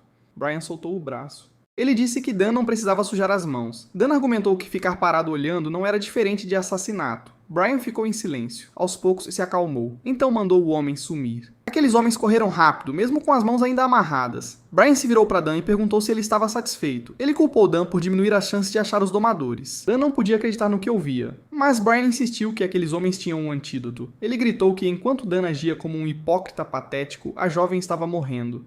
Ariel continuava no mesmo lugar. Ela usou sua magia e se concentrou, até que sentiu algo. Ela anunciou calmamente que os encontrou. Alguém por perto usou magia. Eles correram pela floresta, mas Ariel já estava pálida e ofegante. Dan notou e percebeu que ela não tinha resistência nenhuma. Ela chegou ao limite e então disse para seguirem sem ela. Dan perguntou se era tão ruim assim. Brian decidiu continuar sem eles. Dan não acreditou que ele estava indo embora. Brian respondeu que não tinha um segundo a perder. Dan ficou sem palavras. Ele se ofereceu para carregar Ariel, mas quando se virou, ela tinha sumido. Os olhos de Dan se arregalaram, paralisado, como se tivesse visto a coisa mais absurda do mundo. Enquanto isso, Hugo limpava sua espada. Ele lembrou do que aconteceu 5 anos atrás. Ele nunca esperou que o pirralho da família Chatillon que ele não conseguiu matar estaria escondido num lugar desses. O pensamento o fez sorrir. Ele se sentiu muito sortudo. Ariel vagava por ali. Ela suspirou. Depois de perceber que estava perdida, seu péssimo senso de direção atacou de novo. Ela sabia que precisava encontrar Dan logo. Ela ouviu um barulho nos arbustos. Curiosa, chegou perto para ver o que era. Enquanto isso, as nuvens ficaram cinzas. Brian atravessou os arbustos e congelou. O homem à sua frente ele conhecia muito bem. Era Hugo. Dessa vez Hugo tinha um corte longo no olho direito e a pupila parecia estranhamente pálida. Hugo inclinou a cabeça e perguntou se Brian o conhecia. Ele claramente não esperava que ninguém viesse atrás dele. As mãos de Brian tremiam de raiva. Hugo se levantou devagar e disse que não importava. Brian olhou em volta. Corpos espalhados por toda parte. O lugar era um banho de sangue. Ele perguntou se Hugo fez aquilo, se foi ele quem mandou os domadores emboscarem e matarem todos ali. Hugo o encarou e perguntou se isso importava, já que Brian parecia louco para matá-lo.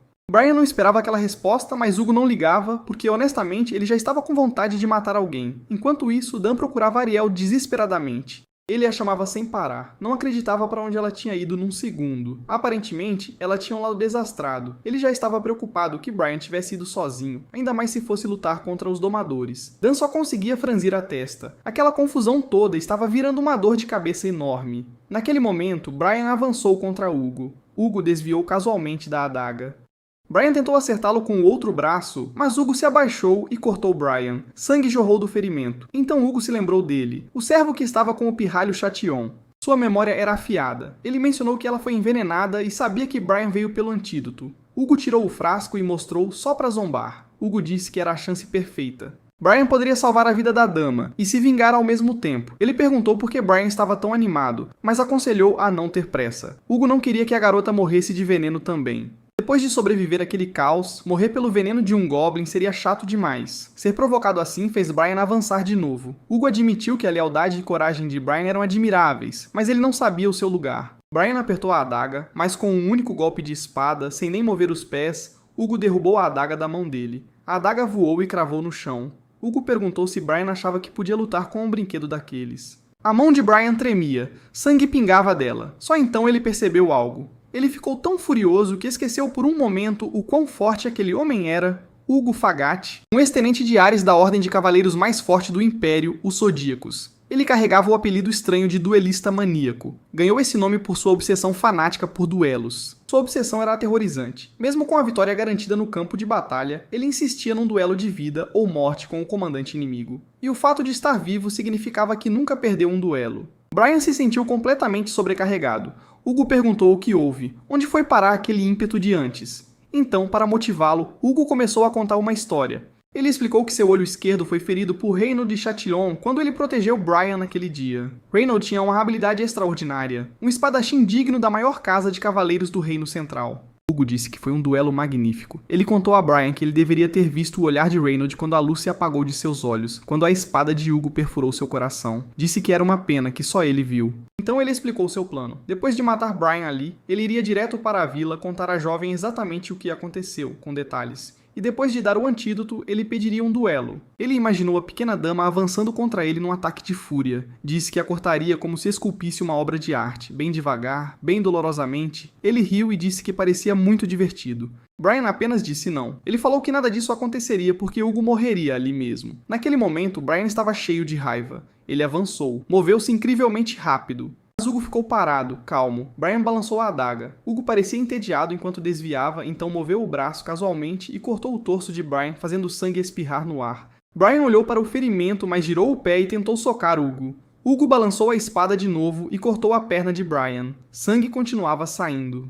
Brian olhou para o ferimento e recuou. Ele estava ficando irritado. Perguntou a Hugo o que ele estava fazendo. Hugo repetiu a pergunta e respondeu como se fosse óbvio. Disse que só estava garantindo que seu brinquedo não quebrasse cedo demais. Isso só deixou Brian mais furioso, e ele chamou Hugo de doente. Hugo disse para relaxar, porque já estava perdendo o interesse. Ele levantou um pé e balançou a espada. Brian foi pego de surpresa. O corte atingiu seu peito. Ele tossiu sangue, não entendia como o ataque o alcançou de tão longe. Enquanto isso, um coelho apareceu na frente de Ariel. Mas o que chamou sua atenção foram as grandes pegadas no chão. Ela se perguntou que tipo de monstro faria rastros tão grandes, e a trilha ia direto para Shiltrock. Ela pensou se seria outro bicho de estimação do domador. Ainda assim, achou que estava tudo bem, já que a área era vigiada por soldados e caçadores. Ela correu para achar Dan, mas algo parecia errado, então decidiu lidar com o monstro primeiro e chamar reforços depois. Ela já tinha perdido mesmo, então persegui-lo seria só um incômodo. Naquele momento, Brian sangrava muito. Hugo reconheceu sua força de vontade, embora parecesse mais imprudência suicida do que bravura.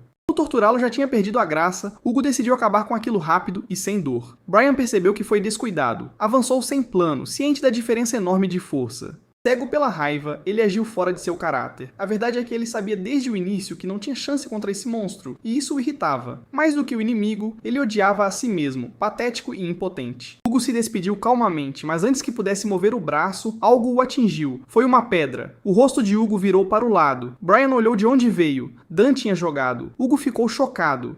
Sangue escorria pela testa e sua expressão se contorceu de fúria. Ele exigiu saber quem era Dan. Dan respondeu que ele deveria ser o único a perguntar isso. Perguntou quem era Hugo e por que queria matar Brian.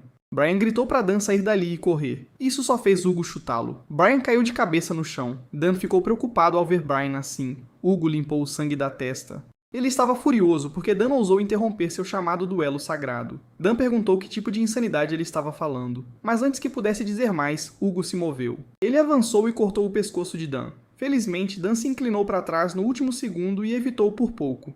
Hugo pareceu surpreso que ele tenha desviado.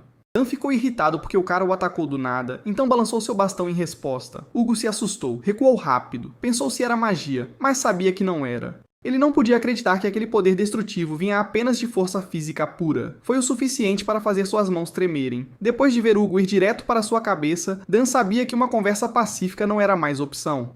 Hugo notou a arma bizarra e a força absurda de Dan. Comentou que Brian arrumou um amigo interessante, e isso era perfeito porque ele estava começando a ficar entediado.